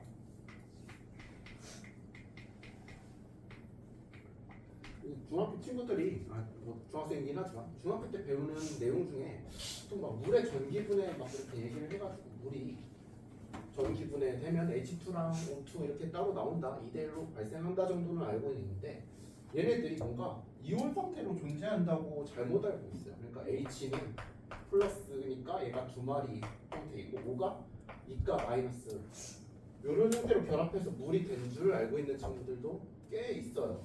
근데 이게 아니라 실제 얘네는 이온으로 이렇게 만나 있는 형태가 아니야. 얘들 간에는 공유 결합으로 설명을 해야 돼. 이온 상태로 절대 존재하지 않아. 이렇게. 자, 이건 5개념이고요. 공유 결합은 뭐냐? 비금속끼리 있을 때 얘들 간의 결합이야. 아까는 뭐였어? 이온 결합 같은 경우는 금속하고 비금속이 조합했을 때 그때 생성이 되는 거야. 전자를 일방적으로 제공을 하면서, 그러면서 플러스 마이너스 결합인 건데, 공유 결합 같은 경우에는 둘 다 비금속일 때 적용이 가능해. 비금속은 뭔데?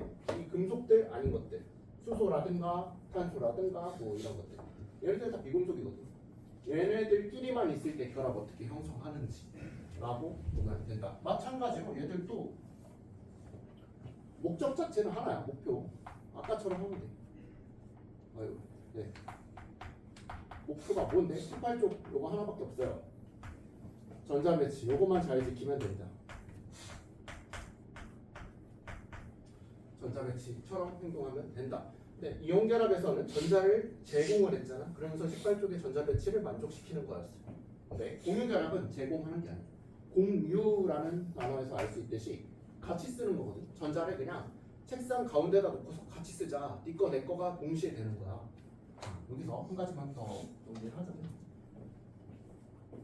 이거는 이해하는데 좀 팁이 될 수 있어가지고, 전자 자체를 있잖아, 필요한, 만약에 필요한 전자가 있다면,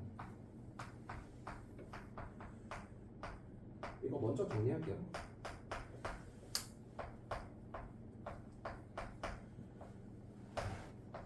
필요한 전자 개수만큼을 공유하면 된다. 무슨 원리냐면, 예를 들어 수소예요.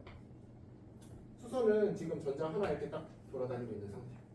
네, 수소가 안정한 원소가 되려면 이 상태가 아니라 가장 가까운 18쪽 뭐 있는데 수소는 헬륨이 가장 가깝죠. 헬륨처럼 전자 배치를 하면 돼. 전자를 이렇게 두 개 돌리고 있으면 안정한 거야. 근데 주변에 똑같은 수소밖에 없네? 이런 식으로. 그러니까 얘 입장에서는 전자 하나 돌리고 얘도 전자 하나 돌리고 이 상태야. 근데 얘는 이 궤도 안쪽 궤도에 두 개를 돌리고 싶어 해. 그럼 얘로부터 하나 뺏을 거냐? 안 되죠. 똑같은 애니까 힘의 차이가 없잖아. 그렇지? 그럼 주변에서 전자를 제공하는 금속이 있냐? 없잖아. 그냥 비슷한 친구밖에 없을 때 공유결합을 한다고 생각합니다. 그럼 이럴 때 어떻게 할까? 중앙에다가 우리 전자를 그냥 같이 공유를 해버리잖아. 그건 하나의 그냥 시뮬레이션이라고 보면 돼. 자, 이 수소 이쪽 궤도랑 얘랑 전자 궤도를 겹쳐버려. 그래서 오른쪽에 있는 수소 전자 여기다 두고 오른쪽 거는 여기다 두고 왼쪽 거를 여기다 둬봐. 그럼 전자 궤도가 겹쳐 있잖아. 이 순간만큼은 이 수소 입장에서도 전자 나 두 개 있다고 자랑할 수 있겠죠. 왼쪽 입장에서도 나 두 개 있다고 자랑할 수 있겠지. 이런 형태가 공유결합이라고 보면 돼요. 중앙에 하나 공유하고 너도 하나 공유해. 그러면 둘 다 우리 두 개씩 쓰는 거랑 같은 효과 아니냐? 중간에다 놓고서 같이 쓰는 거야 전자를. 이게 공유결합의 방식이에요. 근데 이 파란색 글자 뭔데? 필요한 전자만큼 공유를 한다. 이 수소 입장에서는 원래 전자 하나였고 얘 수소 입장에서도 전자가 하나였잖아. 몇 개 필요해? 한 개 필요해. 한 개가 필요해서 전자를 하나 공유하면서 두 개인 형태처럼 우리가 행동을 한다. 얘 입장에서도 원래 이 파란색만 보면은 전자 하나 돌리고 있었는데 얘를 하나 공유하면서 하나 얘도 공유를 해. 그래서 전자가 좀 두 개처럼 보이는 거예요, 사실은. 필요한 것만큼 공유를 하면 된다고 되는 거. 이거는 연습하면서 이해가 될 거야. 대충 알겠죠?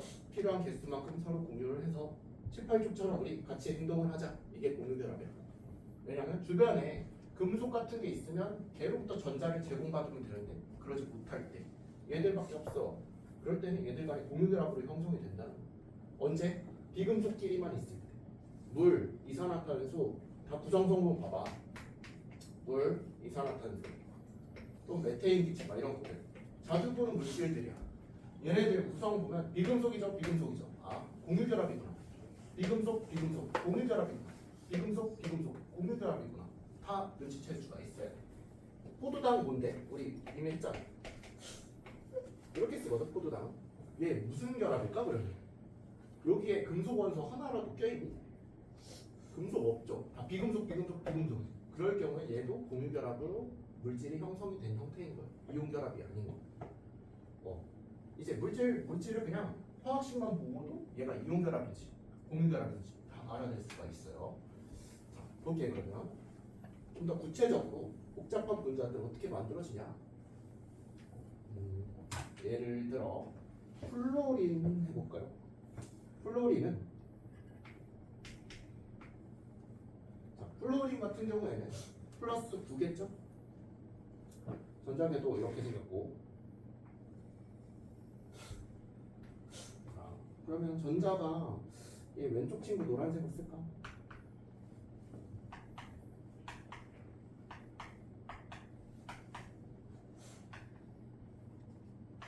네, 이렇게 하면은 얘가 플로린. 근데 이 상태로는 모자라. 전자 하나가 모자라. 전자 하나가 모자라니까 공식대로야. 필요한 전자가 몇 개인데? 한 개. 그러면 공유결합을 하나 형성하면 되는 거야. 한 쌍만큼. 어떤 거 공유할 거냐 정하면 돼요. 그거. 전자를 좀 더 알아보기 쉽게. 둘, 셋, 넷, 다, 여. 하나 공유를 여기다 했다고 칠게. 이렇게. 중앙에다 이렇게 난 공유를 할 거다. 하나 공유했어. 그러면 얘만 공유할 수가 없거든. 공유라는 건 같이 써야 돼. 상대편에서도 하나를 공유를 같이 해야 돼. 이런 식으로. 원그림가? 네.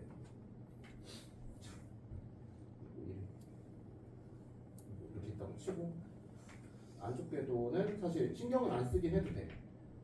여기 파란색 할게. 둘 다 플로린이니까. 그럼 얘도 마찬가지로 하나, 둘, 셋, 넷, 다섯. 원래 7마리인데 하나를 공유를 했으니까 여기다가 두자. 그럼 전자 궤도가 겹쳐 있잖아. 그럼 오른쪽 입장에서도 전자 8개 만족시킨 것처럼 보이죠? 이 노란색 같이 공유를 했으니까 책상 같이 쓰는 거예요 이거. 얘 입장에서도 7개였는데 원래 노란색 가장 바깥에 파란색을 받은 것처럼 같이 사용을 할 수가 있다. 그래서 8개 전자 배치로 보자면 이거는 네온의 전자 배치, 얘도 네온의 전자 배치랑 비슷해 보이죠? 그죠? 맞아요. 그래서 얘가 안정한 것처럼 서로 결합을 하고 있는 상태로 존재하는 거야. 얘가 뭐냐? F2 이렇게 나타날 수 있다는 거야. 실제로 얘는 결합 하나씩 결합을 했잖아. 그러니까 하나씩 공유를 했잖아. 공유 전자 쌍이라고 만약에 얘기를 한다면 그건 하나다라고 얘기할 수가 있다. 공유 전자가 뭔데? 오른쪽 플루오린 입장에서 전자 하나 공유했죠. 왼쪽 입장에서 하나 공유했지. 쌍이라는 건 2개를 짝지어서 얘기를 하는 거야. 한 쌍 공유가 됐구나. 전자쌍 하나구나. 그래서 실제 결합도 하나로 이루어져 있어요. 단일 결합이라고 얘기를 하긴 해. 그래서 단일 결합이다 라고 얘기를 하면 얘는 공유전자쌍이 한 쌍이다 라는 얘기랑 똑같은 얘기예요. 이거를 좀 더 모형 말고 그냥 표현을 하면 실제로 이렇게 돼. 플루오린 있고 플루오린이 있다. 그럼 왼쪽에 있는 거에 원자과 전자만을 한번 표현을 해보면 하나 둘 셋 넷 다섯 일곱 이 상태고, 오른쪽에 있는 플루오린은 하나 둘 셋 넷 일곱 이 상태야. 근데 8개가 되고 싶어서 얘네 둘 다 중간에다 준 형태라고 보시면 돼요. 그럼 왼쪽 플루오린 8개 된 거고 오른쪽 플루오린도 8개 전자 만족했네. 이렇게 돼서 얘네가 결합을 하면 짝대기로 표현하기도 해요. 단일 결합 하나 생성이 되었다. 단일 결합. 그래서 F2 이원자 분자로 왜 존재할까? 이렇게 3개도 아니고 4개도 아니고 왜 2개씩 짝지어 다닐까?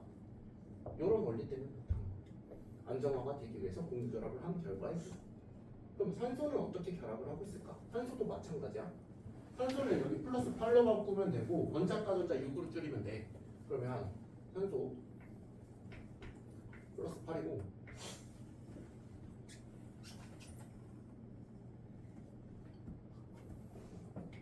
얘도 공유를 할 거니까 결국에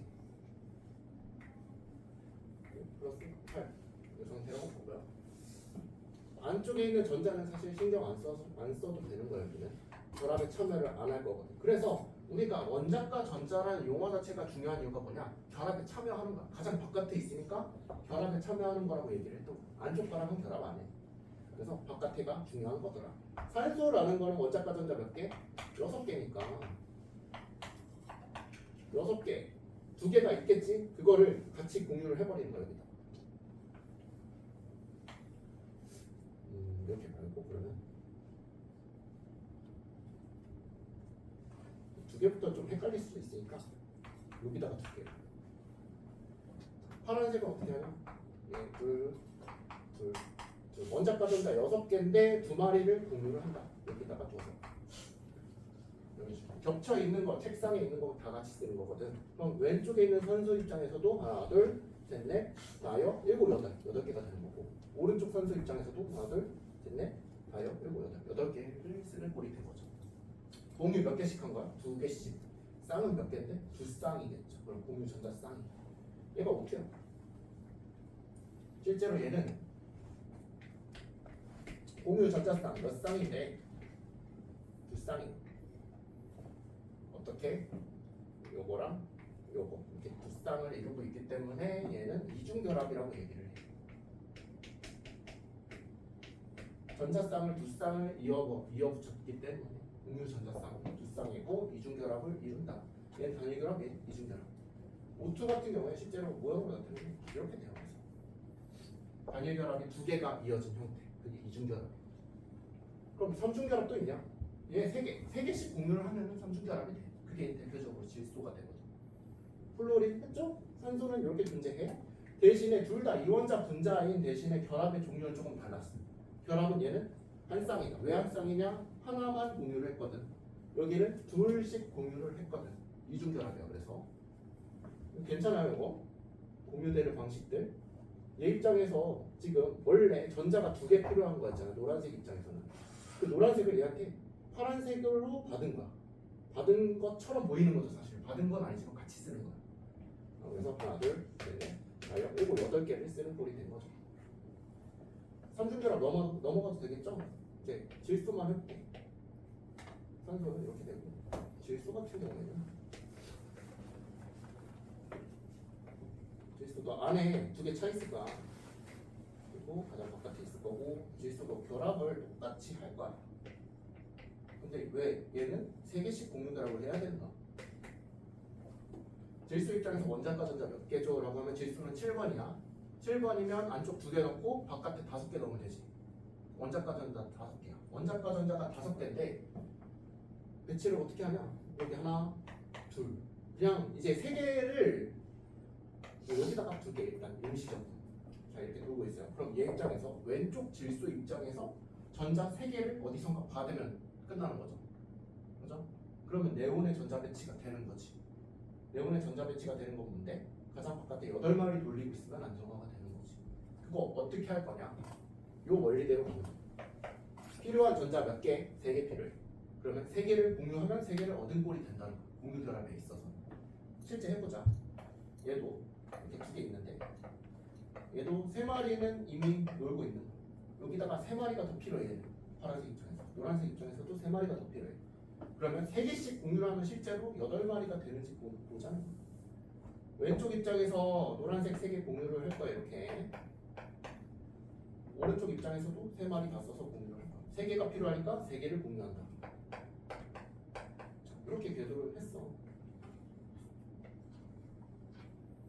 그러면 왼쪽 모형에서는 하나, 둘, 셋, 넷, 다섯, 여섯, 일곱, 여덟이 되는 거죠. 이렇게. 저 책상 가운데다가 셋셋 넣었으니까. 아, 그러면 네온의 전자 배치만 좋겠고. 얘 입장에서도 가능하죠. 하나, 둘, 셋, 넷, 다섯, 여덟. 그래서 너 질소다. 대신에 얘네 다 이원자 분자 형태로 존재는 하겠지만 공유 전자쌍하고 뭐 이런 건 좀 달라요. 공유 전자쌍 몇 개냐? 한 쌍, 2쌍, 3쌍 공유했다. 얘는 3쌍이다. 다만 이중결합인 대신에 얘는 3중결합. 3중결합. 그래서 얘네들 N 해놓고 이런 식으로 표현도 해요. 나중에 화학을 배우면 3개 결합한 겁니다. 공유 전자쌍이 몇 개 있는지에 따라서 결합의 개수가 달라져요. 여기까지 단순히 그냥 비슷한 원소끼리 결합을 했을 때요. 산소, 질소, 아니면 플로린 이런 거. 근데 물 분자 같은 경우에는 같은 것도 있고 다른 것도 있잖아. 수소끼리는 같은 건데 수소랑 산소는 다른 친구잖아. 걔네들은 그럼 필요한 존재들이 좀 다를 거야. 어떻게 결합하는지 한번 볼게요. 여기 예시가 들어가야 되니까 자 여기만 줄게. 물 분자 한번 해볼게. 물은 어떻게 만들어질까 생각을 해보면 H2O라고 얘기를 하더라. 얘는 각각 한번 표현을 해보면 물 입장에서는 수소 입장에서 전자 몇 개 돌리고 있니? 하나 돌리고 있어. 이렇게 그냥 이제 이 모형 하자. 그래 모형 하자. 수소 입장에서 마지막으로 또 그릴게. 수소 입장에서는 플러스 1이고 수소 입장에서 플러스 1이야. 근데 얘 입장에서는 전자 궤도가 막 이렇게 있어가지고 전자를 현재 하나 돌리고 있는 상태인 거죠. 각각. 그리고 산소라는 애도 같이 있대. 산소는 전자를 가장 바깥에 6개 돌리고 있는 거야. 그럼 생각해봐. 여기 산소도 있다고 하면 산소 있고 안에 전자에 여기 2개 돌리고 있는 거는 원자과 전자가 아니니까 무시를 할게. 바깥 궤도에 좀 더 큰 궤도가 있어가지고 전자 6개를 돌리고 있어. 산소 입장에서는 2개가 필요하죠.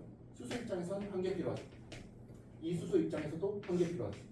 결합을 어떻게 형성하면 될까? 이 삼총사가 있을 때 얘 입장에서 1개 필요하니까 공유결합 하나 하면 될 거야. 얘 입장에서도 공유결합 하나 하면 될 거야. 얘네 둘끼리 만나면 얘가 그냥 뭐라고 해야 돼? 깎이니까 되잖아요. 얘네 혼자 결합 못하잖아. 다 같이 결합을 해보자. 얘는 2개가 필요해. 그러면 하나는 얘랑 하고 하나는 얘랑 이루면 되겠다. 공유 결합을 이렇게 한번 해보자. 해볼게요. 2개 필요하고 하나 필요하니까 필요한 개수만큼 공유 결합을 형성하면 된다. 실제로 모형을 좀 상상하는 게 어렵긴 해.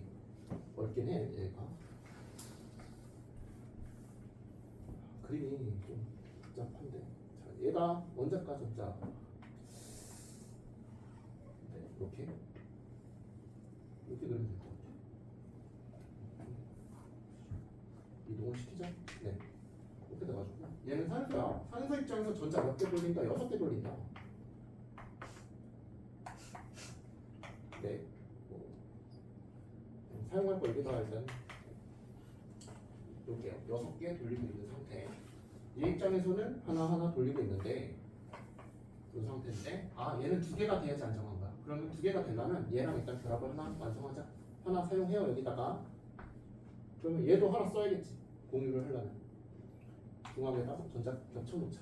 얘 입장에서도 하나 써야 돼. 여기다가 두시고요. 얘 입장에서도 그러면 공유를 하려면 얘랑 하나를 써야겠죠. 노란색을 하나 쓴다.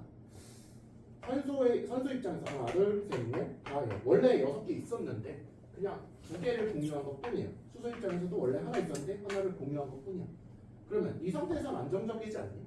수소 입장에서 누구의 전자 배치? 얘는 헬륨의 전자 배치 가졌죠. 2개 있는 것처럼 보이죠. 이 입장에서도 2개 있는 것처럼 보이죠. 산소 입장에서도 가장 밖에 8개 돌리고 있는 거 맞지? 저 궤도의 겹침에 의해서 얘네들이 결합이 형성이 되는 형태인 거야.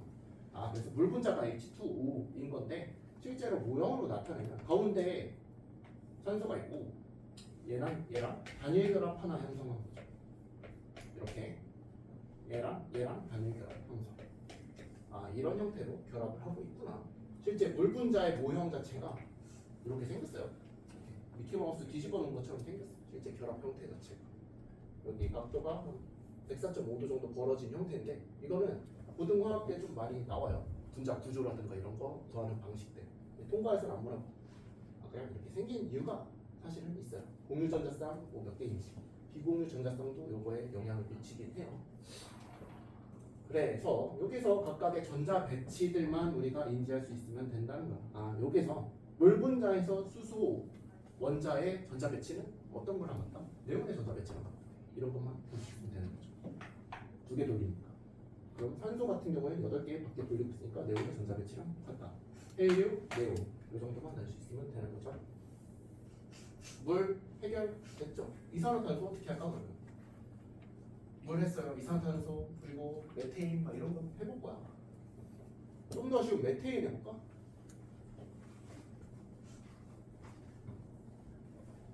다 그리기 좀 이제 힘드니까. 자, 탄소 입장에서 원자과 전자 몇 개죠? 6번이에요. 2개 있고 4개 들어가면 4개. 원자과 전자만 나타나면 4개. 이렇게 밖에 있어. 수소는 원자과 전자 몇 개? 수소 하나죠. 하나. 요거야. 그럼 얘 탄소의 목적은 가장 바깥에 있는 껍질의 전자 8개 만족시키면 되고 수소 입장에서는 전자 2개만 만족시키면 되는 거야. 그렇죠? 헬륨의 전자 배치. 자, 이런 식으로 있으면 자, 얘는 하나인데 얘는 4마리가 만약에 주변에 돌고 있다면 결합 하나 해가지고 CH4 만들 수 있지 않을까? 어떻게? 이런 식으로. 공유 하나씩 해. 가운데 두고서 이렇게. 그럼 얘 입장에서 전자 겹쳐지고 얘 입장에서 이 수소 입장에서 전자 2개 돌리는 거랑 똑같지. 그리고 수소 하나 더 달라붙어가지고 이 수소에 있는 거 전자 하나 더 써. 얘 2개 돌리고 있는 거랑 똑같지. 수소 하나 더 붙어. 전자 하나 더 써. 이렇게 해도 공유되고요. 수소 하나 더 붙어. 전자 하나 더 써. 그러면 이렇게도 돌릴 수 있겠지. 그럼 수소 입장에서는 다 2개씩 만족을 한 형태인데 탄소도 오케이가 됐는지가 중요한 거죠. 탄소 입장에서도 노란색은 원래 탄소 거거든. 자, 그래도 다 보니까 둘 8개 만족시켰네요. 가장 바깥에. 그래서 메테인이 왜 CH4인지 안정적이라서 이렇게 결합을 하고 있는 형태인 거예요. 모형으로 나타내면 얘가 모양은 몰라도 되는데 약간 입체적으로 봤을 때 삼연체 형태라고 불러요. 가운데 탄소가 박혀있고 가장 멀리 떨어진 형태가 삼연체 형태. 이런 형태로 입체 구조를 바뀌는 삼연체 형태에 탄소가 박혀있고 가운데 탄소가 있고 수소가 박혀있는 4개 이런 형태를 가지더라. 결합을 4개 하고 있는 거야. 그러면 이거 몇 중 결합이야? 그쵸? 단일 결합이에요. 4중이 아니라 얘네들은 단일 결합인지 2중 결합인지 3중 결합인지 이거를 나타내는 거는 하나의 궤도에서 그러니까 두 분자 간의 결합이 몇 개인지를 나타내는 거지. 얘들은 모형으로 표현하면 이렇게 돼. 가운데 C가 있고 이렇게 돼 형태거든. 얘는 단일 결합이야. 단일 결합이 4개 있는 거예요. 4개. 이렇게 표현을 해야 돼. 두 분자 간의 결합이 몇 개인지에 따라 단일인지 2중인지 3중인지가 결정되는 거지. 얘들은 두 분자 간에는 단일이잖아. 두 원자 간에 단일 결합이 4개 있다. 이런 식으로 표현을 해야 돼. 이거 좀 조심해야겠죠. 그래서 이런 식으로 나타낼 수 있고, 질소는 아까 말했듯이 3중 결합을 갖고 있어요. 왜냐면 두 원자 간의 결합이 총 3개가 연결이 되거든. 왜 3개가 필요하냐? 둘 다 3개씩 더 원하거든. 전자를 더 원하려면 하나씩 더 공유를 해야 돼. 3개 원하니까 3개씩 공유를 한다. 그래서 3중 결합이 있는 거다. 이 메커니즘 잘 생각해야 되는 거. 이거 말고 좀 더 어려운 거. 그러면 이산화탄소 마지막으로 해볼게. 이산화탄소는 어떻게 해야 될까? C 입장에서 마찬가지로 전자 4개 돌리고 있고요. 산소가 있어. CO2 어떻게 만들어질까?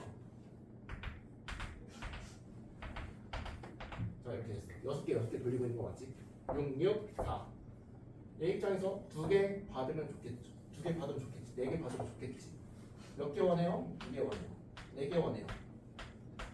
2개 원해. 아, 그러면 2개는 얘랑 하고 2개는 얘랑 하면 되겠네. 이렇게 결합을 하면 된다. 해볼게. 2개 결합을 한다는 거는 공유를 2개 쓴다는 거죠. 공유 전자를.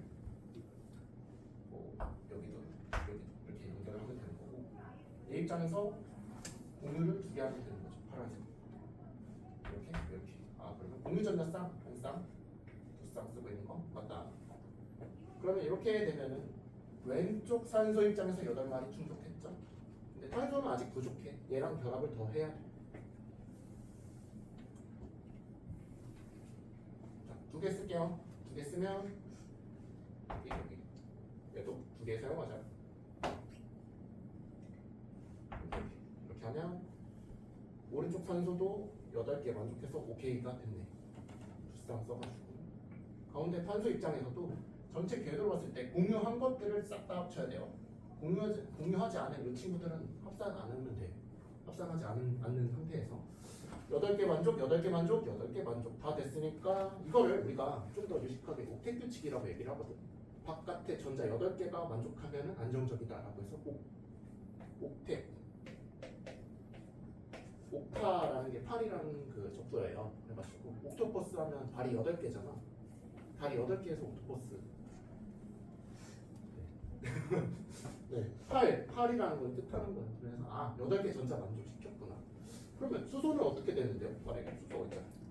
수소는 이렇게 결합할 건데 얘 옥텟 규칙 안 지켜지잖아요. 그래서 이건 듀렛 규칙이라고 얘기를 해요. 그냥 바깥에 2개 돌리고 있으면 안정적이다라고 해서 헬륨의 전자 규칙, 듀렛 규칙, 옥텟.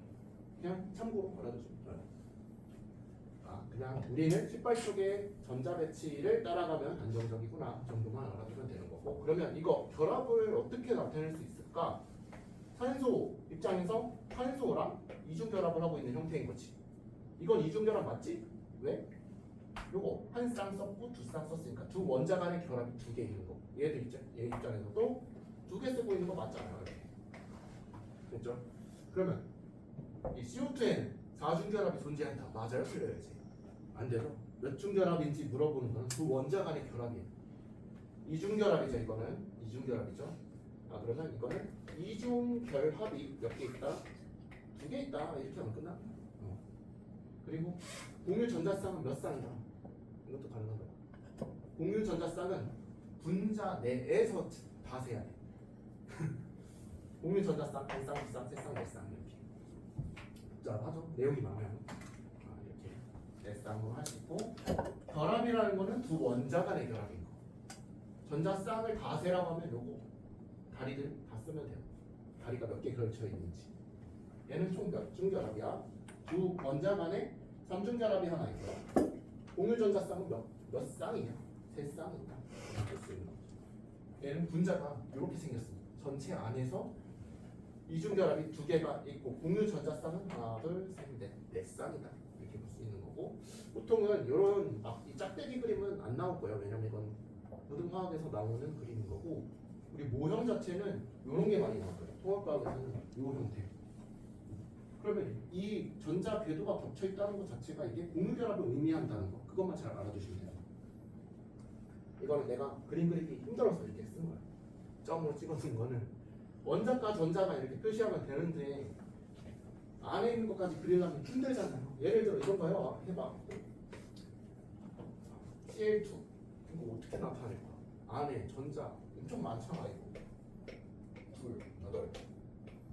요거잖아요. 그럼 이 내부에 있는 전자들 다 그려야 되거든. 귀찮잖아. 그래서 원자과 전자로만 나타낼 수가 있다는 거예요. 하나, 둘, 셋, 넷, 일곱 이렇게 하고 또 옆구리에 있는 염소가 하나, 둘, 셋, 넷, 다섯, 일곱 이렇게 해서 8개 만족하고 얘도 8개 만족해서 단일 결합 형태로 해서 Cl2가 만들어지는 거예요. 할 수 있겠죠 이거? 다른 분자에도 가능하겠지. Br2도 할 수 있어 그러면 나 I2 이런 것들 왜 이원자 분자인 형태인지 단일 결합 결론부터 얘기하자. 왜? 얘는 Br이라는 것 자체가 원자과 전자 7이거든. 그럼 전자 하나를 공유해서 서로 플러스가 되면 되겠네.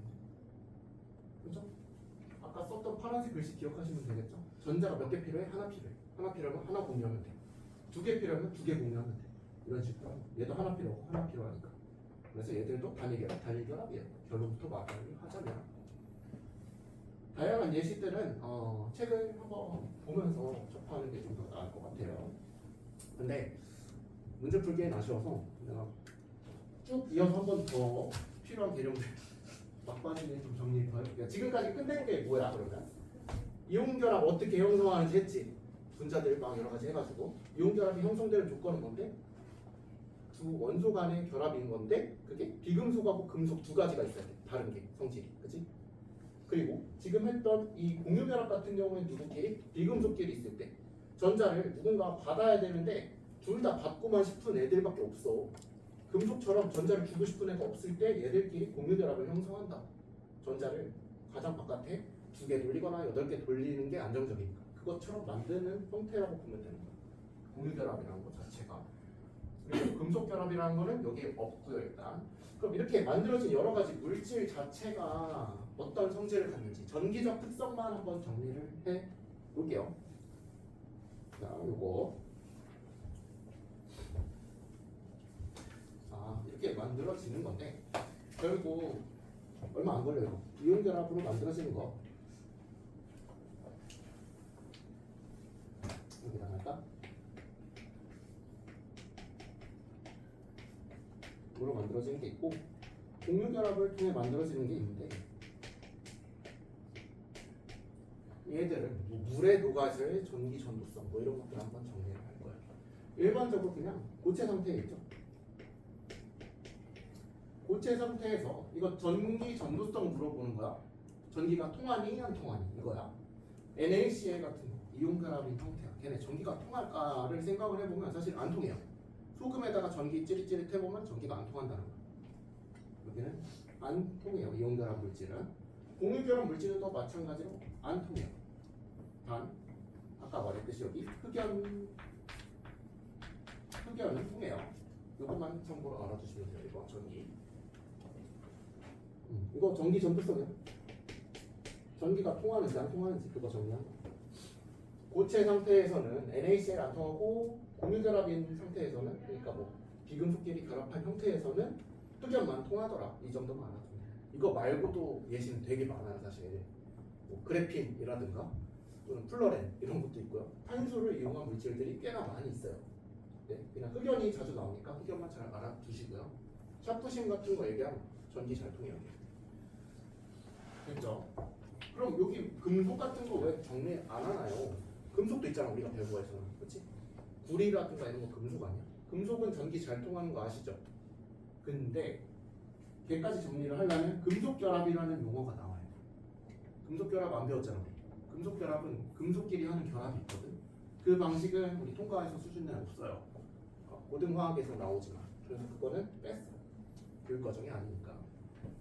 얘네 둘만 우리는 비교를 하시면 되는 거예요. 고체 상태에서는 안 통해요. 그럼 액체 상태에서는 어떨까? 또는 수용액 상태. 액체, 수용액 별개로 준비할게요. 자, 얘네는 엄연히 다른 거야. 액체 상태라는 거는 녹였던 소금을 뭐 800도 이상 가열을 해. 그러면 소금도 액체 상태가 존재할 수가 있어요. 소금을 물에다가 그냥 용해를 시켜. 그거는 열 자체는 필요가 없죠. 그냥 물에다가 소금 타면 돼.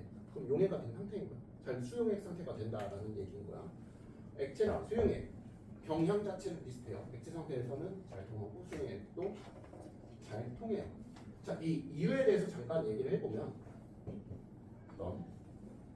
극이 있어가지고 만약에 여기다가 전 플러스 극이고 여기 마이너스 극을 딱 씹어가지고 전기를 딱 찌릿찌릿하게 했으면 여기 물이에요. 그냥 맹물 같은 경우 전기가 원래 안 통해야 정상이야. 물은 H2O잖아. 그죠? H2O인데 걔는 무슨 물질이야? 이온결합이야? 공유결합이야? 물은? 물 방금 했는데? 공유결합이죠. 공유결합이야. 그래서 얘는 안 통해야 돼 원래. 공유결합 물질은 전기가 안 통해. 물은 안 통해. 근데 우리가 알기로는 손에 물 묻혀가지고 뭐 전기 만지지 말라 이런 얘기 하잖아. 콘센트 만지지 말라. 그 얘기는 사실 우리 손에도 그렇고 대부분 이물질들의 이온들이 많이 녹아 있어서 그래.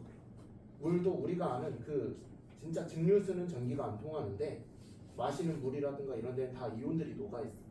그래서 전기가 통해요. 이온들 때문에 통하는 거야. 그 전기가 통하는 거는. 그러니까 물은 전기가 안 통하는데 전기가 통하게 하려면 이온들이 녹아 있으면 된다는 거야. NaCl을 녹였다고 한번 가정을 해보면 얘네가 물에 녹잖아. 그럼 이온 상태로 분리가 돼요. 이렇게 Na 플러스 Cl 마이너스. 알갱이들이 결합을 하고 있는 형태에 있을 거 아니야 원래 이렇게. 근데 걔네들이 막 흐트러진다. 그래서 이 플러스라는 거 자체 Na 플러스를 마이너스 극으로 이동하고 Cl 마이너스가 플러스 극으로 이동을 하면서 전하 운반자 역할을 해. 전자를 전달을 해준다.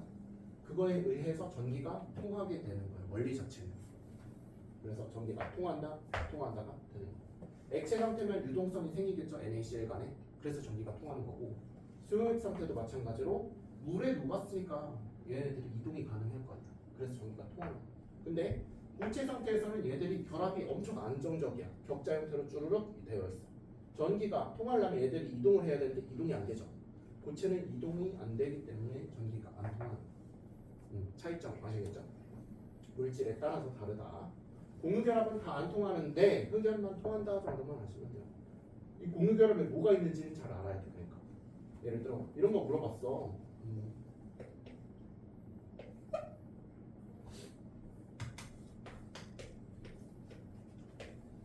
자, 요런 예시가 나왔어.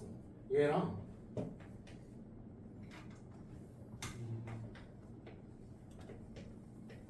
자, 퀴즈야.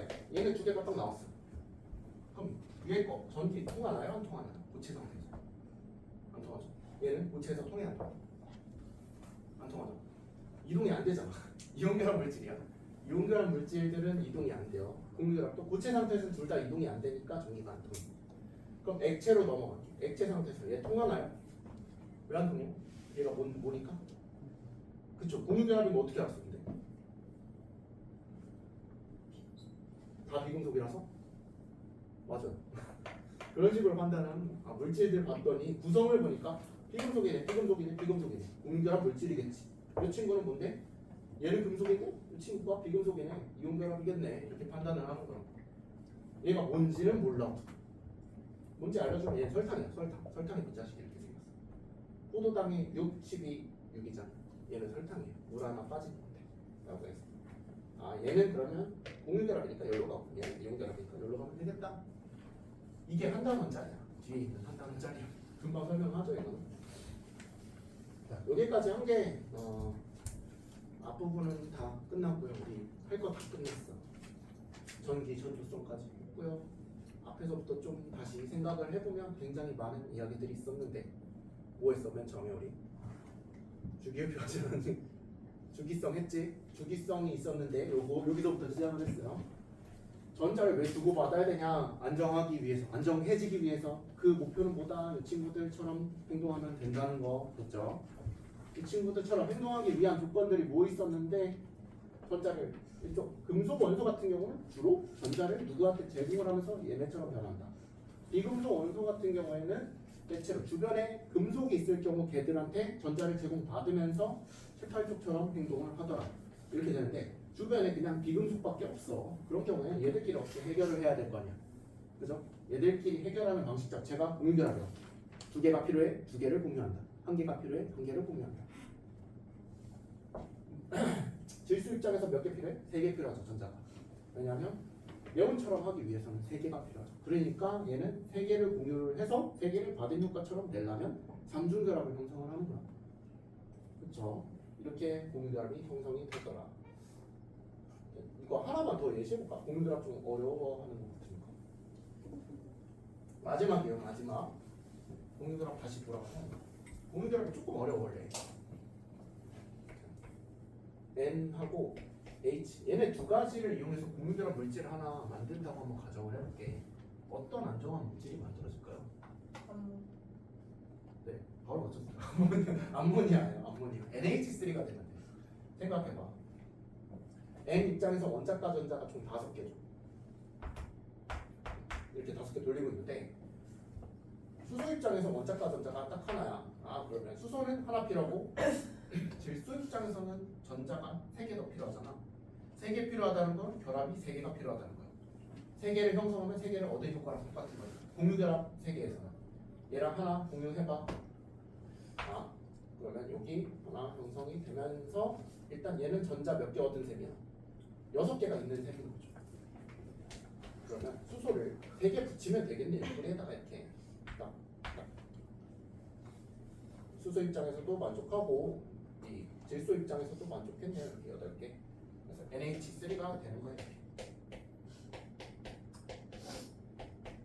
다시 물어보지만 몇 중 결합? 단일 결합이 3개 있다. 그렇죠? 단일 결합 3개 있다. 공유하고 있는 전자쌍은 총 3쌍이 있다.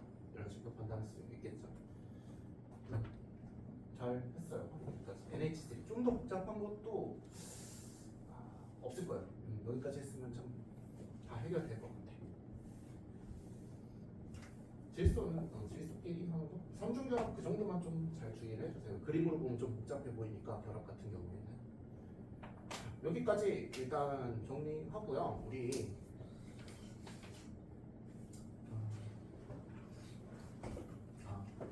하나만 더 해볼게. 하나만 더 해볼게.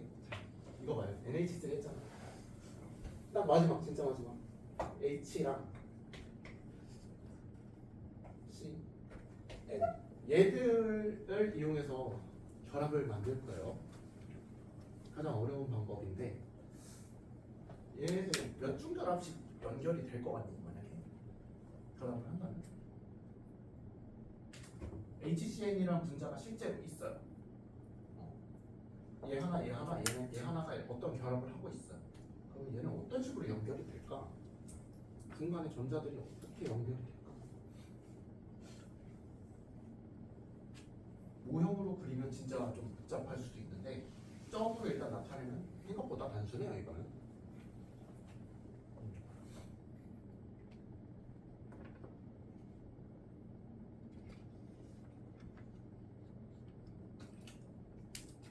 내만 하고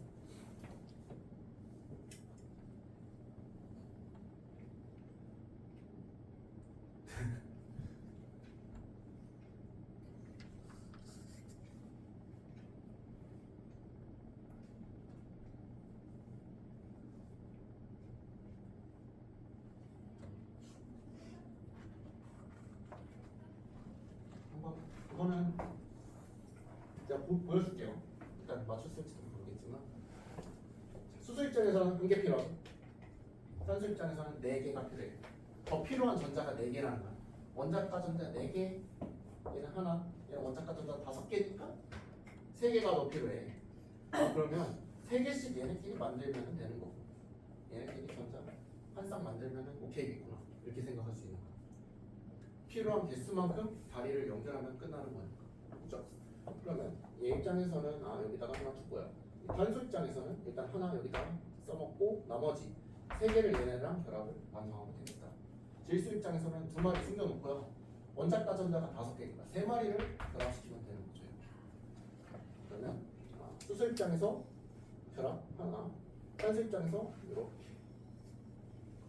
전자 8마리 맞죠? 질소 입장에서는 이렇게 형성이 되겠죠. 이런 모양이 되겠죠. 그러면 단순하게 나타내면